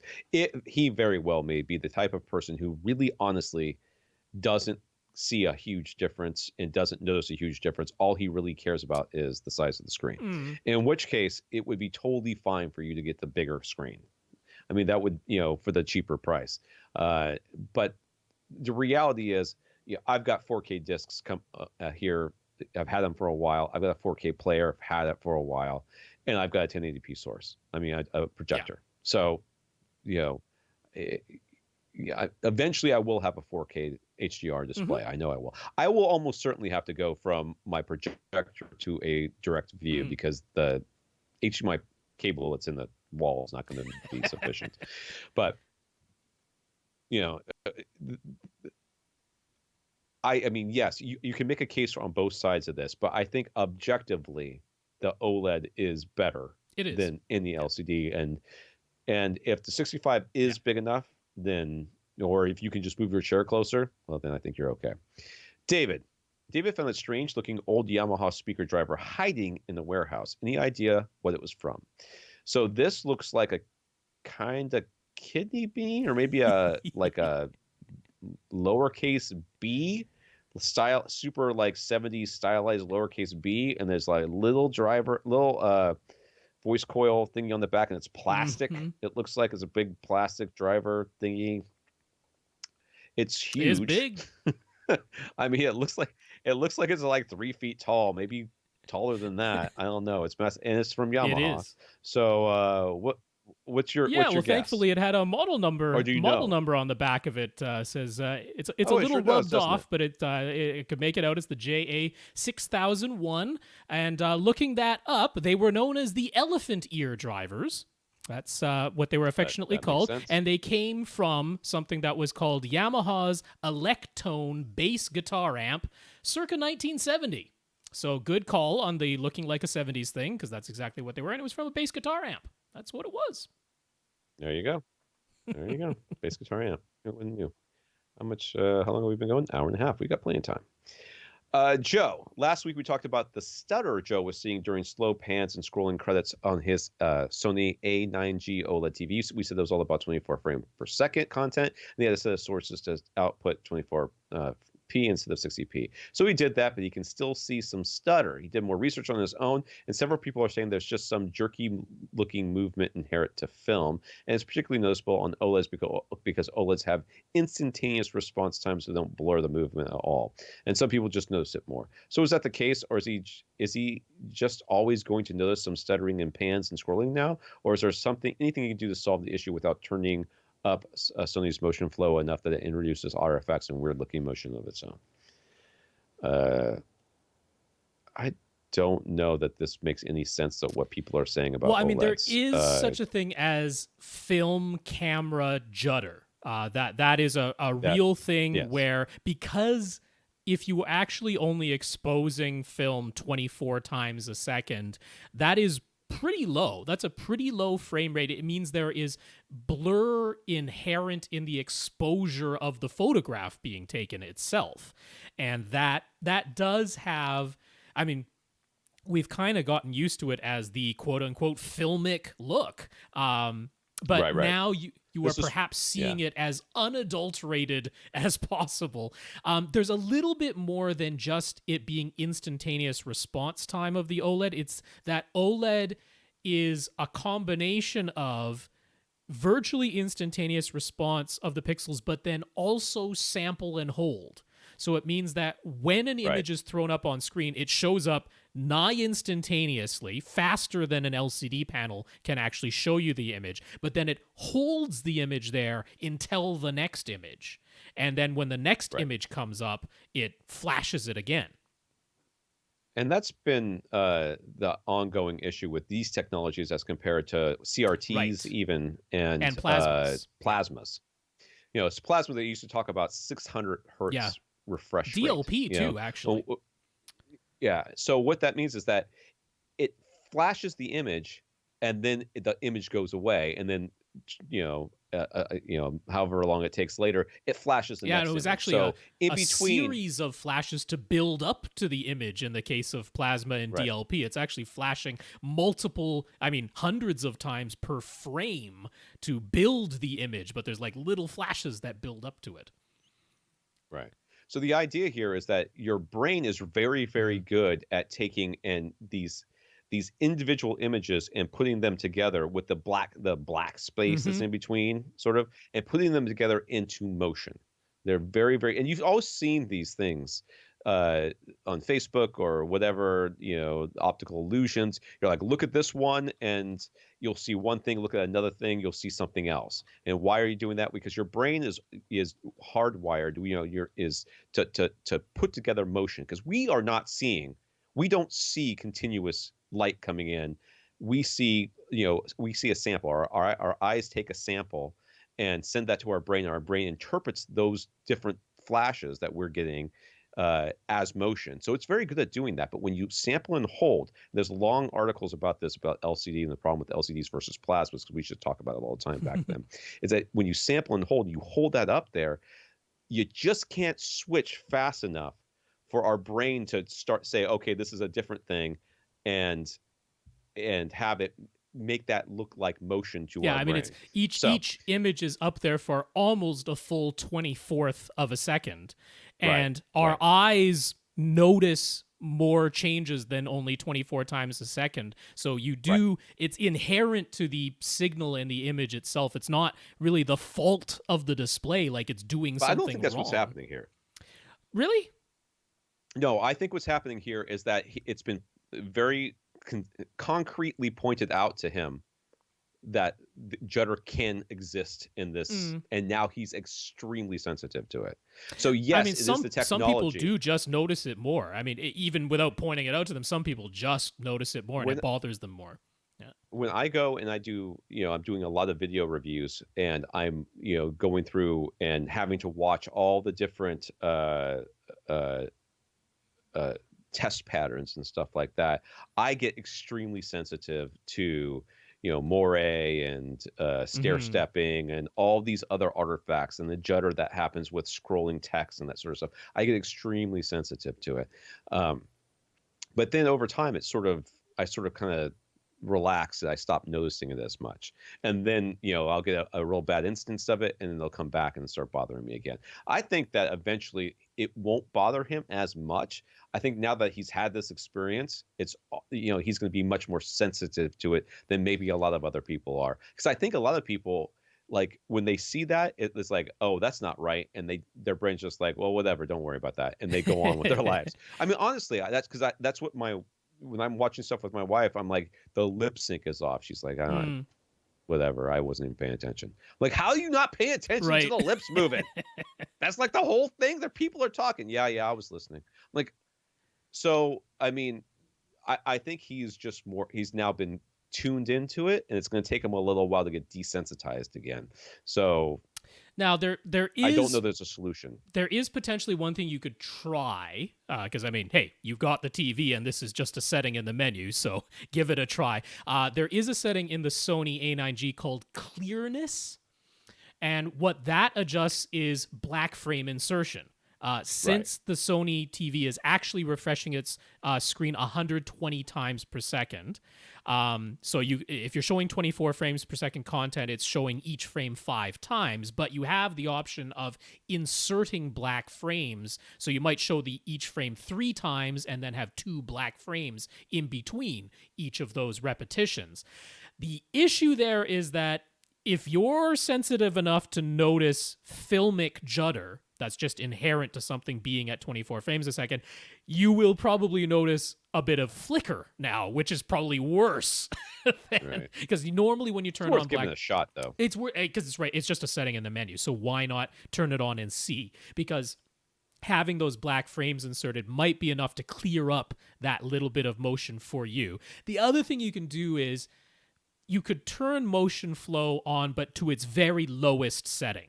Now, to me, even that is still enough to get a hint of the soap opera effect, which I hate more than filmic judder. It compromises all around. But if filmic judder bothers you more than just a hint of soap opera effect, then having motion flow on its lowest setting might be something worth trying. So play with the clearness and the motion flow and see if you can find a balance that's more pleasing to your eyes. All right, Ben and Francis on Facebook. One, Ben ran Odyssey on his Denon X3500H for the first time. It said different crossover frequencies for his front, centers, and surrounds. 60 hertz for the fronts, 40 hertz for the center, and 90 hertz for the surrounds. He knows we typically say to raise anything that was up below 80 to 80, leave anything that was above 80 by Odyssey, leave it alone. But there is an option to have individual crossovers or one global crossover frequency. How does the Denon base management handle those two options differently?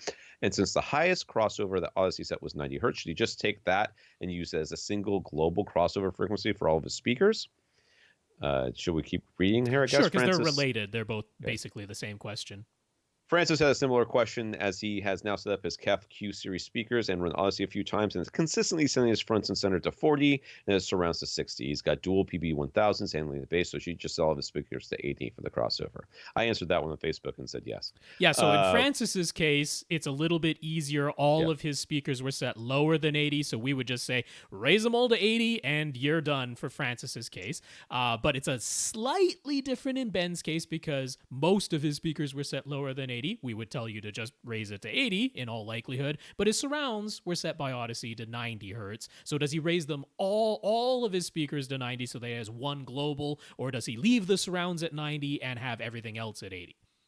So I'll tell you what I did, because I had the same experience, because I have the Ultra bookshelf speakers with the Ultra Center. The Ultra Center is bigger, therefore it plays lower and louder, and it's set lower, just like yours is, probably 40, and I think the fronts were probably set to 60. And I set all three of those to 80, and then whatever the surrounds were set, I let them at.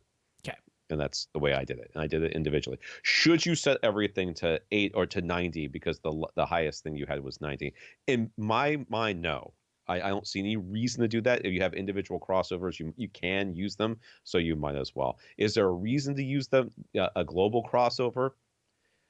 I mean, if it were me, I'd still set the global crossover to 80 because those surrounds are probably just fine coming down to 80. They'll probably be fine. The likelihood that you would notice it, very low. Very, likelihood. very low. Yeah, so I would set it all to 80 if you wanted to do it that way. But since you have individual crossovers, just do what we normally recommend. Set everything to 80 except things that are higher, and let that be set by itself. Yeah, I mean, the Denon's bass management, it's not much of an issue because each of your speaker channels, all of them, even the overhead speaker channels that you have, they are all, in terms of what the signal being sent to the AV receiver, they're full range signals. They go all the way down to 20 hertz or even lower potentially, but they all go all the way down to 20 hertz in those speaker channels as far as the signal is concerned. The Denon simply takes that, and wherever you have set the crossover frequency for whatever given pair of speakers, it says, well, I just know that I'm going to start rolling off a little ways above the crossover that you've picked.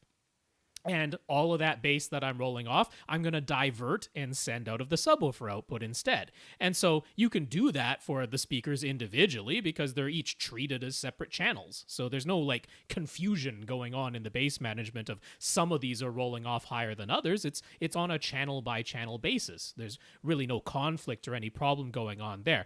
My super anal approach to bass management of speakers is I'm willing to go a little bit more complex, which is I will actually play a bass sweep out of each speaker individually, and I'll listen to that bass sweep in each of my 3 seats. And as soon as I can detect that the bass sweep is starting to sound non-uniform, that's really all I care about. I sit in my left seat and I can notice at 60 hertz, it starts to have a little bit of a dip. But if I move to my middle seat at 60 hertz, there's a bit of a hump. I go, well, then I better have my crossover well above 60 hertz because I'm getting non-uniformity at 60 hertz. Right. In my particular case, my front, left, and right speakers, I could let them play all the way down to 60 hertz without any problem. For whatever reason, that works out in my room. I get uniformity from my front, left, and right speakers all the way down to 60 hertz. But for my center speaker, it starts to become non-uniform right about 80, 85. So I want to set its crossover at 90 or 100. So I take that extra approach because Odyssey is still going to detect that my center speaker can play down to 40 as far as what the speaker can do. But my own more thorough testing with individual bass test tones, bass sweeps, lets me know that for uniformity across all of my seats, I actually want to set it higher. So you could, if you want to be like me, go that far, but setting everything at 80 is pretty darn safe. So he asked that mid-range compensation filter option in the Odyssey Editor app on or off. Can we explain that one more time? I will once again say I have had it both on and off, and I can honestly say with 100% certainty, I could not tell you if it was on or off at any point. It looks a lot more noticeable in the visual graph than it actually. It's basically a notch. It's just a little notch. And you explained Yeah. why they did that, but I don't really remember what it is. It was because I mean, Odyssey's been around for a while. It's a pretty old program as far as software goes these days. And when they were testing a lot of speakers in the early days, they noticed a lot of speakers didn't have the best crossovers designed between the tweeters and the mid-range driver, or the tweeter and the woofer if it's a two-way speaker. They found a lot of them were using like really shallow slopes, because it's cheaper. If you're building a crossover, having a shallow slope is fewer components. It's cheaper and easier to use. And they were just noticing that they were getting these, comb filtering and cancellation between the mid-range driver and the tweeter in a lot of speakers that they measured. They're like, well, if we just put in a notch filter right around 2 or 2.5 kilohertz, it basically gets rid of that one issue in a ton of speakers. And for the speakers that are well designed, you don't really notice it because they already had steep filters. So it's just like further steepening it at where the crossover for most tweeters is. So it's like, yeah, honestly, go ahead and flick it on and off. You're going to be like Tom and not be able to tell the difference anyway. So it's almost neither here nor there. Yeah. I said at the beginning, at some point in this podcast, I thought it was at the beginning, that I needed to run Odyssey again, and that's why. Right. Because I ran it from the receiver, but I didn't run it from the app. Yeah. So I need to run it from the app so that I can turn off that stupid notch filter and, and have whatever. It go. I really don't care. I just, I really, as somebody who loves this hobby as much as I do, and I really, really, really do, but there's so many things that people really get passionate about in this hobby, or really worry about in this hobby, that I'm like, it's so not audible. You're not going to see it. You're not going to hear it. You're not going to feel it. You're not going to taste it. It's going to have the only place that this matters is in between your ears. That's the only place that this matters. And this is one of them. This is why I cannot bring, with literally nothing to do all day, practically. I mean, I have tons of things to do, but I can't go to work. I can't go out. I cannot find that motivation to run Odyssey again just so I could turn off that stupid notch filter, because I know it's not going to make any difference. But hey, man, you do you. Ben has a 20 amp outlet where he'd like to plug in his gear. We recommend the APC J-type battery backup. Those are all 15 amp units. Is it okay to plug an APC J-type into a 20 amp outlet, or is there a 20 amp power conditioner we would recommend instead? I think it's okay to plug it in, right? I mean, it's just extra power available that it can or can't use. You will basically probably never trip your breaker, your 20 amp breaker. You'll probably never trip it, but it's totally fine to plug a 15 amp J-type into a 20 amp outlet. Power is drawn, not pushed, so you're absolutely fine to do that. So, I mean, at some point, that outlet where they may have had a bunch of different stuff plugged in there, like in my kitchen in my house in Jacksonville, like we could run the microwave. So there was the microwave, the toaster oven, and one more thing in the kitchen, and I could run 2 of them. But if I ran all 3 of them, it would trip the breaker every single time. So I had an electrician come out and he checked the wires, and for $100 said, "Yeah, this is safe," and put a 20 amp circuit on there, and a breaker. And that was it. I mean, at the breaker, and that was it, just so I wouldn't keep tripping it. Yep. And that's all it is. So you just have more power available. The 20 amp outlets, they have both the vertical and the little horizontal. It's so physically you can plug in a 15 amp, and it's totally fine to do so. Nick says, thanks for all the help last episode regarding his placement theater build. We brought up his acoustic panel placement, which had offset absorption and diffusion panels in the drawings he provided last week, and we said we're not in favor of that method, so we suggest foregoing most of the diffusion only panels and replacing them with absorption panels and scatter plates instead. Yes. Nick has heard us mention that the 30% of the total surface area covered in absorption, rule of thumb, before, so he wanted to clarify that his previous drawings didn't show the ceiling panels and the tri-trap corner base traps that he intends to install. The room will be fully carpeted. So we think even more absorption potentially with scatter plates is still the way to go. I think what we said is get rid of the diffusion and put scatter plates on top of your absorption. Yeah, I mean, I basically was saying, like, because some of the panels that he has in his drawing are diffusion only. Right. And I was like, it's fine to have panels everywhere that you've proposed placing panels, but just have them be absorption panels with a diffusion scatter plate on top of it, because you can basically, in a room this size, you can pretty much never have too much absorption. It's really hard, even with the 30% rule that we're talking about. Now, if more than 30% of your surfaces are covered with nothing but absorption, then you can start to get that this room sounds kind of dead. But what we're talking about is putting diffusion on top of even more absorption. The even more absorption is only going to help you more and more in the lower mid-range and bass. The more absorption you have, the more you're going to be helped out there. And actually, to that end, what I think would be helpful is, I've talked before about Real Trap's YouTube video, where they show how they treated a small mixing room. And what's great is they have audio so that you can hear treatments versus no treatments, but they also have audio where you can hear treatments, so no treatments, absorption only, and then the combo of absorption and diffusion. And something to pay attention to is that their diffusion panels are combo absorption diffusion panels. They aren't diffusion only, because again, they explain you can basically never have too much absorption in a small room. So that's really all. I would still recommend that. So everywhere that he's got these diffusion only panels, I'm like, totally fine with you having diffusion there. Just have it be a scatter plate on top of another absorption panel. That's all. So the ceiling ones, diffusion only, I'm totally fine with that, because otherwise it just gets too thick and unwieldy. Okay. So, I mean, I think his question is this going to be too much? And what Rob is saying is that it's almost impossible for it to be too much. I'm going to say that I have been in the room where I've actively tried to make it be too much. Mm-hmm. Okay. In my office in my house in Jacksonville, I had, like, in a 10 by 11 foot room, I had like 20 or 30 panel, 4-inch thick, 2 foot by 4 foot, 4-inch thick panels in that room. I had them on the ceiling, hanging from the ceiling. Absorption only, all over the place. It was too much. It was too much. But I worked in there every day, and I thought it was great. I had no problems with it. It was quiet. It was echo free. Really, completely echo free, and I loved it. It was much like putting on headphones. Mm-hmm. So if you think about putting on headphones, not playing anything through them, but like sealed back, over ear headphones, putting those on, that's what it was like. When you first put them on, you're like, ooh, this sounds weird. And then a couple of seconds later, you're like, yeah, I kind of like it. But what I would say is, in Tom's room that he just described, it's like, it probably is a little too dead in the high treble, but instead of removing absorption, I would just have scatter plates over some of the existing absorption, and that'll bring back some of that liveliness to the treble.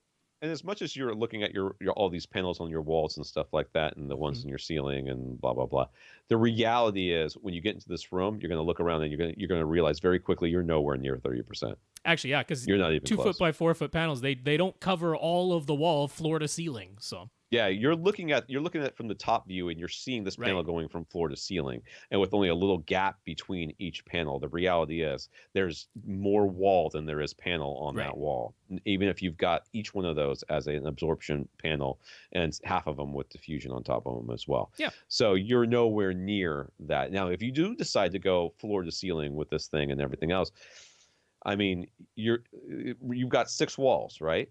Yep. You've got 6 walls, and if you did this and you put your right wall and your left wall, floor to ceiling absorption with half of it having diffusion on it, and then you have your carpet on your floor, your tri-traps in your corner, and a couple of things on top of on your ceiling there, I would still say you're not that third yet, because that carpet doesn't absorb that much. Okay, the carpet's not nearly good enough. Only the very high frequencies. Yeah. So I still think you would be below the 30% threshold. So don't worry about that.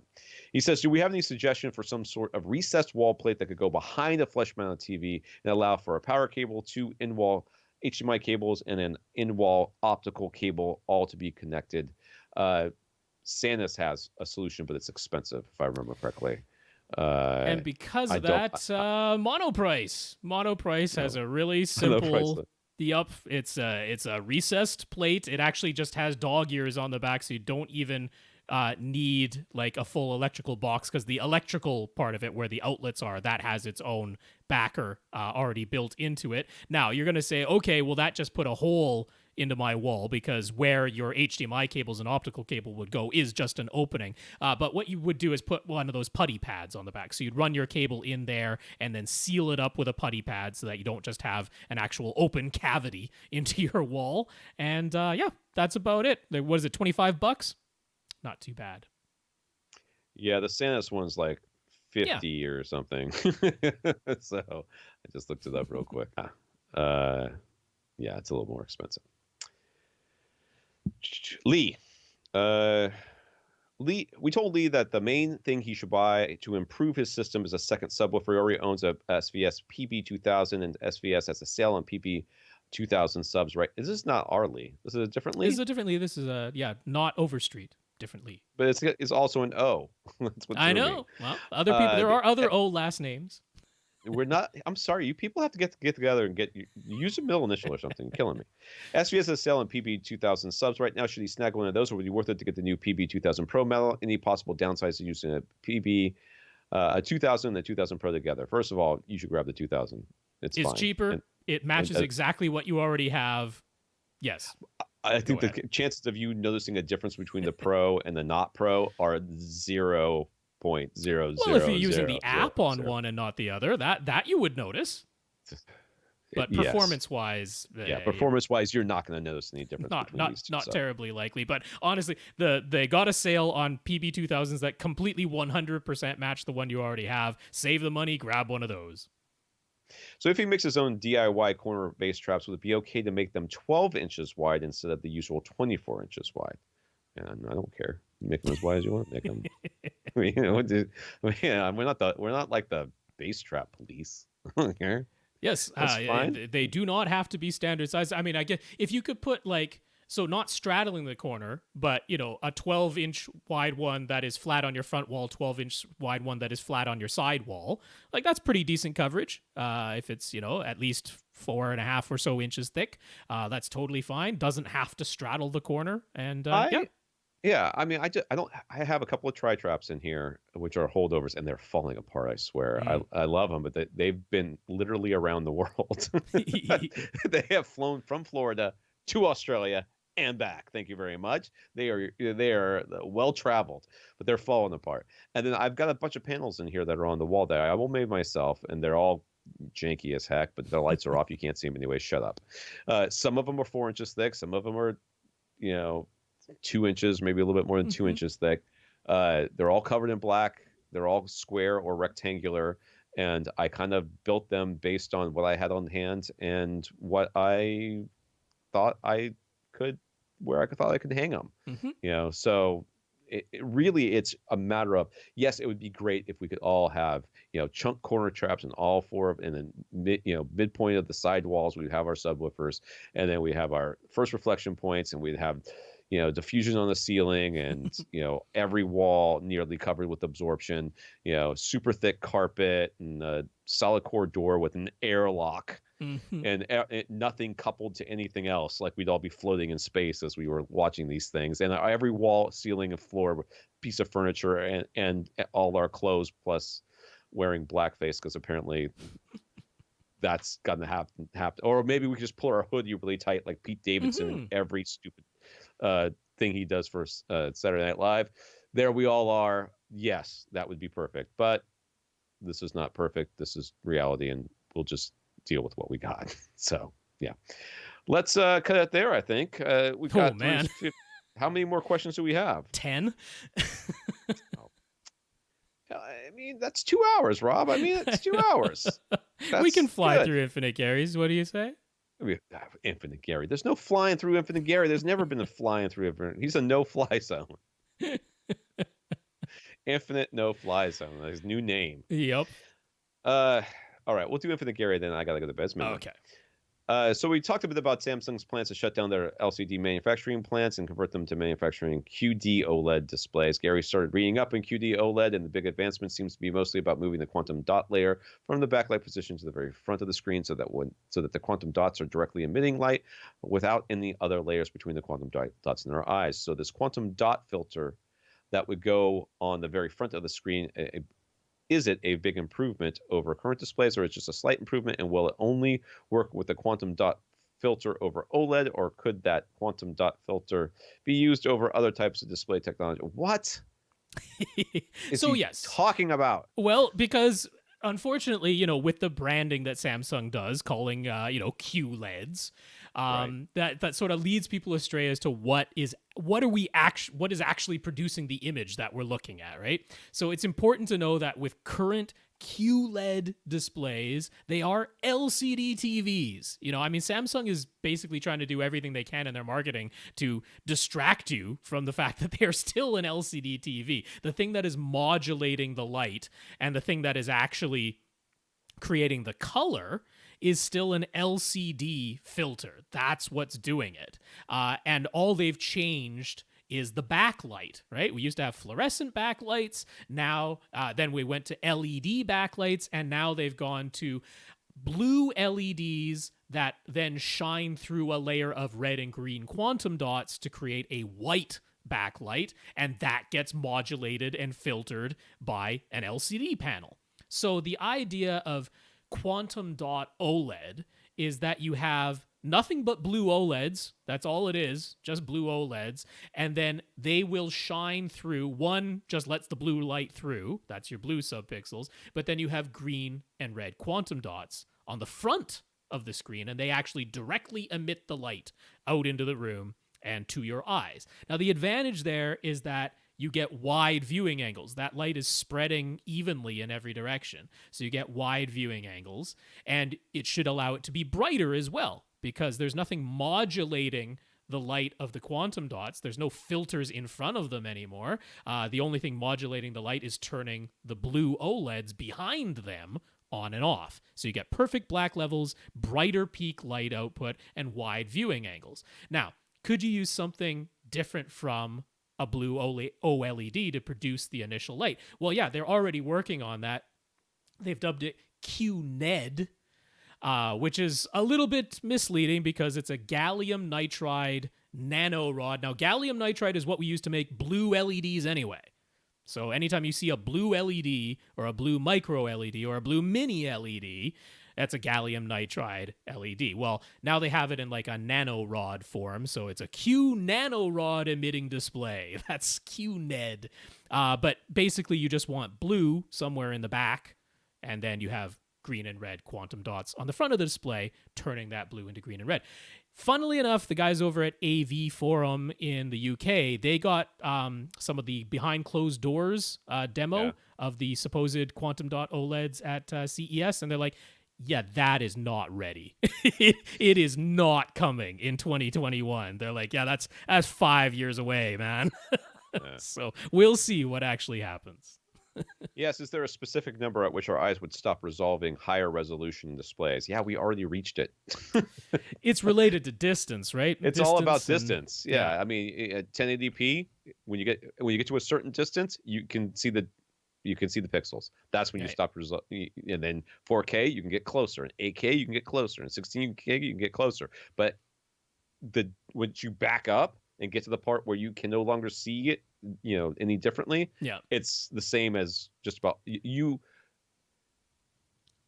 is as HD as HD can be. Yeah, when we're talking about what can the eye resolve, we talk about arc minutes. Right. So 60ths of a degree. And basically for us to see two pinpoints of light as two separate pinpoints of light, as opposed to them blending together and looking like one pinpoint of light to us, there has to be 1 arc minute of separation between those two pinpoints of light. Now, if they're really far away, then 1 arc minute apart can be a fair distance between those 2 pinpoints of light. Whereas if it's right up close to your eye, like you might hold your phone right up to your face, well, then 1 arc minute is a very, very short distance between those 2 pinpoints of light. So it all depends on how close you are to the pinpoints of light. The closer you are, the more densely packed together they have to be for us to not be able to see that they're 2 separate pinpoints of light, basically. But it's 1 arc minute separation. Yeah. So is the difference in resolution going from 4K to 8K higher than the difference in going from 1080p to 4K? I believe the answer to this question is no. It's just a doubling, right? I mean, a quadrupling. Well, it's a quadrupling. I mean, in sheer pixel count, it's bigger because we went from 2 million to 8 million. So that's 1080p to 4K. If you take 4 1080p displays, yeah, and you put them together, and then 2 on the bottom, 2 on the top. Yeah. Right? You would still have a 16:9 screen. Yes. Okay. And it would now be 4K. That's correct. Now you took that 4K display, you got 4 of those, and you did the same thing. So there was 2 on the bottom, 2 on the top. You've now got 8K. Or 16 times 1080p. Right. Yeah. So in terms of sheer number of pixels, there's a greater difference in resolution going to from 4K to 8K because we went from 2 million pixels to 8 million pixels from 1080p to 4K, and then we went from 8 million pixels to 32 million pixels 8K. Right. So in sheer number, it's a bigger difference. But in terms of our ability to resolve the different, again, it's all just about how close are we to those pixels and how far apart are those pixels. Because, I mean, let's say you're standing 1 foot away from a 8K display, but that 8K display is 300 inches wide. Well, then the distance between each pixel is going to be pretty big. But if it's, well, you're standing 1 foot away and it's only a 50-inch display and it's 8K, well, now those pixels are really, really close together and you'll never be able to tell them apart. So it's not just the number of pixels, it's how densely packed together they are and how far away you are as the observer. That mental image of taking the 4 of each one of the previous generations and stacking them together, I think, to me, it tells the story of what's really going on here. Yes, there are numerically more pixels, but you can just see what they're doing as far as the pixel density. Yeah. They're just essentially taking, that same display and then shrinking it back down. You're taking 4 of them and shrinking it back down to the original size. You got a 50-inch, you put 4 50 inches together, you shrink it back down to a 50-inch, you now have a 50-inch 4K. Right. That sort of thing. Yeah, and the pixels are jammed that much. But if you took 4 1080p displays, let's say they're just 55-inch 1080p displays, and you put 4 of them together to make a 4K, and then you kept the size exactly the same, but you took 4 of those 4 1080p displays and you put all that together, I mean, the pixel density hasn't changed. The pixel density stayed the same the whole time, but now you have a really big display that is 8K resolution. Right. Yeah. Right. All right. Yes, we're stopping. We are done. So we have Tom K, Gurinder, that's all Gurinder, Carl R, Stephen G, who wrote on Twitter, DK, Dean T, Ian again, actually, but it was so much later that I didn't combine his with he was like the first questioner, I think, this week. Anthony on Twitter, and that is everybody. Plus, people wrote in on Monday, Tuesday, and Wednesday of this week, and got those questions. They'll be on the list for next week. Well, if it stresses Rob out to do this Wednesday night, then we'll do it Tuesday night. So regardless, we're going to have to do it at night because That's okay, yeah. I don't have the bandwidth to do it during the day. Yeah. I got 3 kids on the computer and my wife working from home. So there's just no way I can do it during the day. And then at night, this is when this is leaving it right to the end of Wednesday makes it a bit tight for everything. So. That's fine. Yes. That's fine. Let's aim for I'm going to thank our listeners of the week. I'm going to thank Rohan and Andrew for going to avrant.com and clicking on the Buy Us a Cup of Coffee link. It's giving us a PayPal donation, as well as our 112 patrons over at patreon.com, including Nathan. Indeed. Rohan, Andrew, thank you for the PayPal donations. Nathan, thank you for being one of our 112 patrons over at patreon.com/AVRant Podcast. I also want to thank Ben for talking us up to Accessories for Less, and Joseph for mentioning us to Mini DSP. And that special shout out goes to Nathan and Grinder for being part of the club that gives Rob a hard time every once in a while. And if you would like to send all those people who send me the hate mail anytime I give Rob a hard time, just make sure you mention Nathan and Garinder in the same breath. Yes, let's spread that around. Well, Ben, Joseph, thank you for mentioning us for Accessories for Less and Mini DSP, respectively. And thank you for being good community members, Nathan and Garinder. It's all in good fun. And another big thanks to everyone who continues to express their gratitude for us keeping the podcast going. We enjoy that you're still listening. So thank you to everyone who is listening. For AV Rant, I'm Tom Andry. And I'm Rob H. Now stay in and listen to something.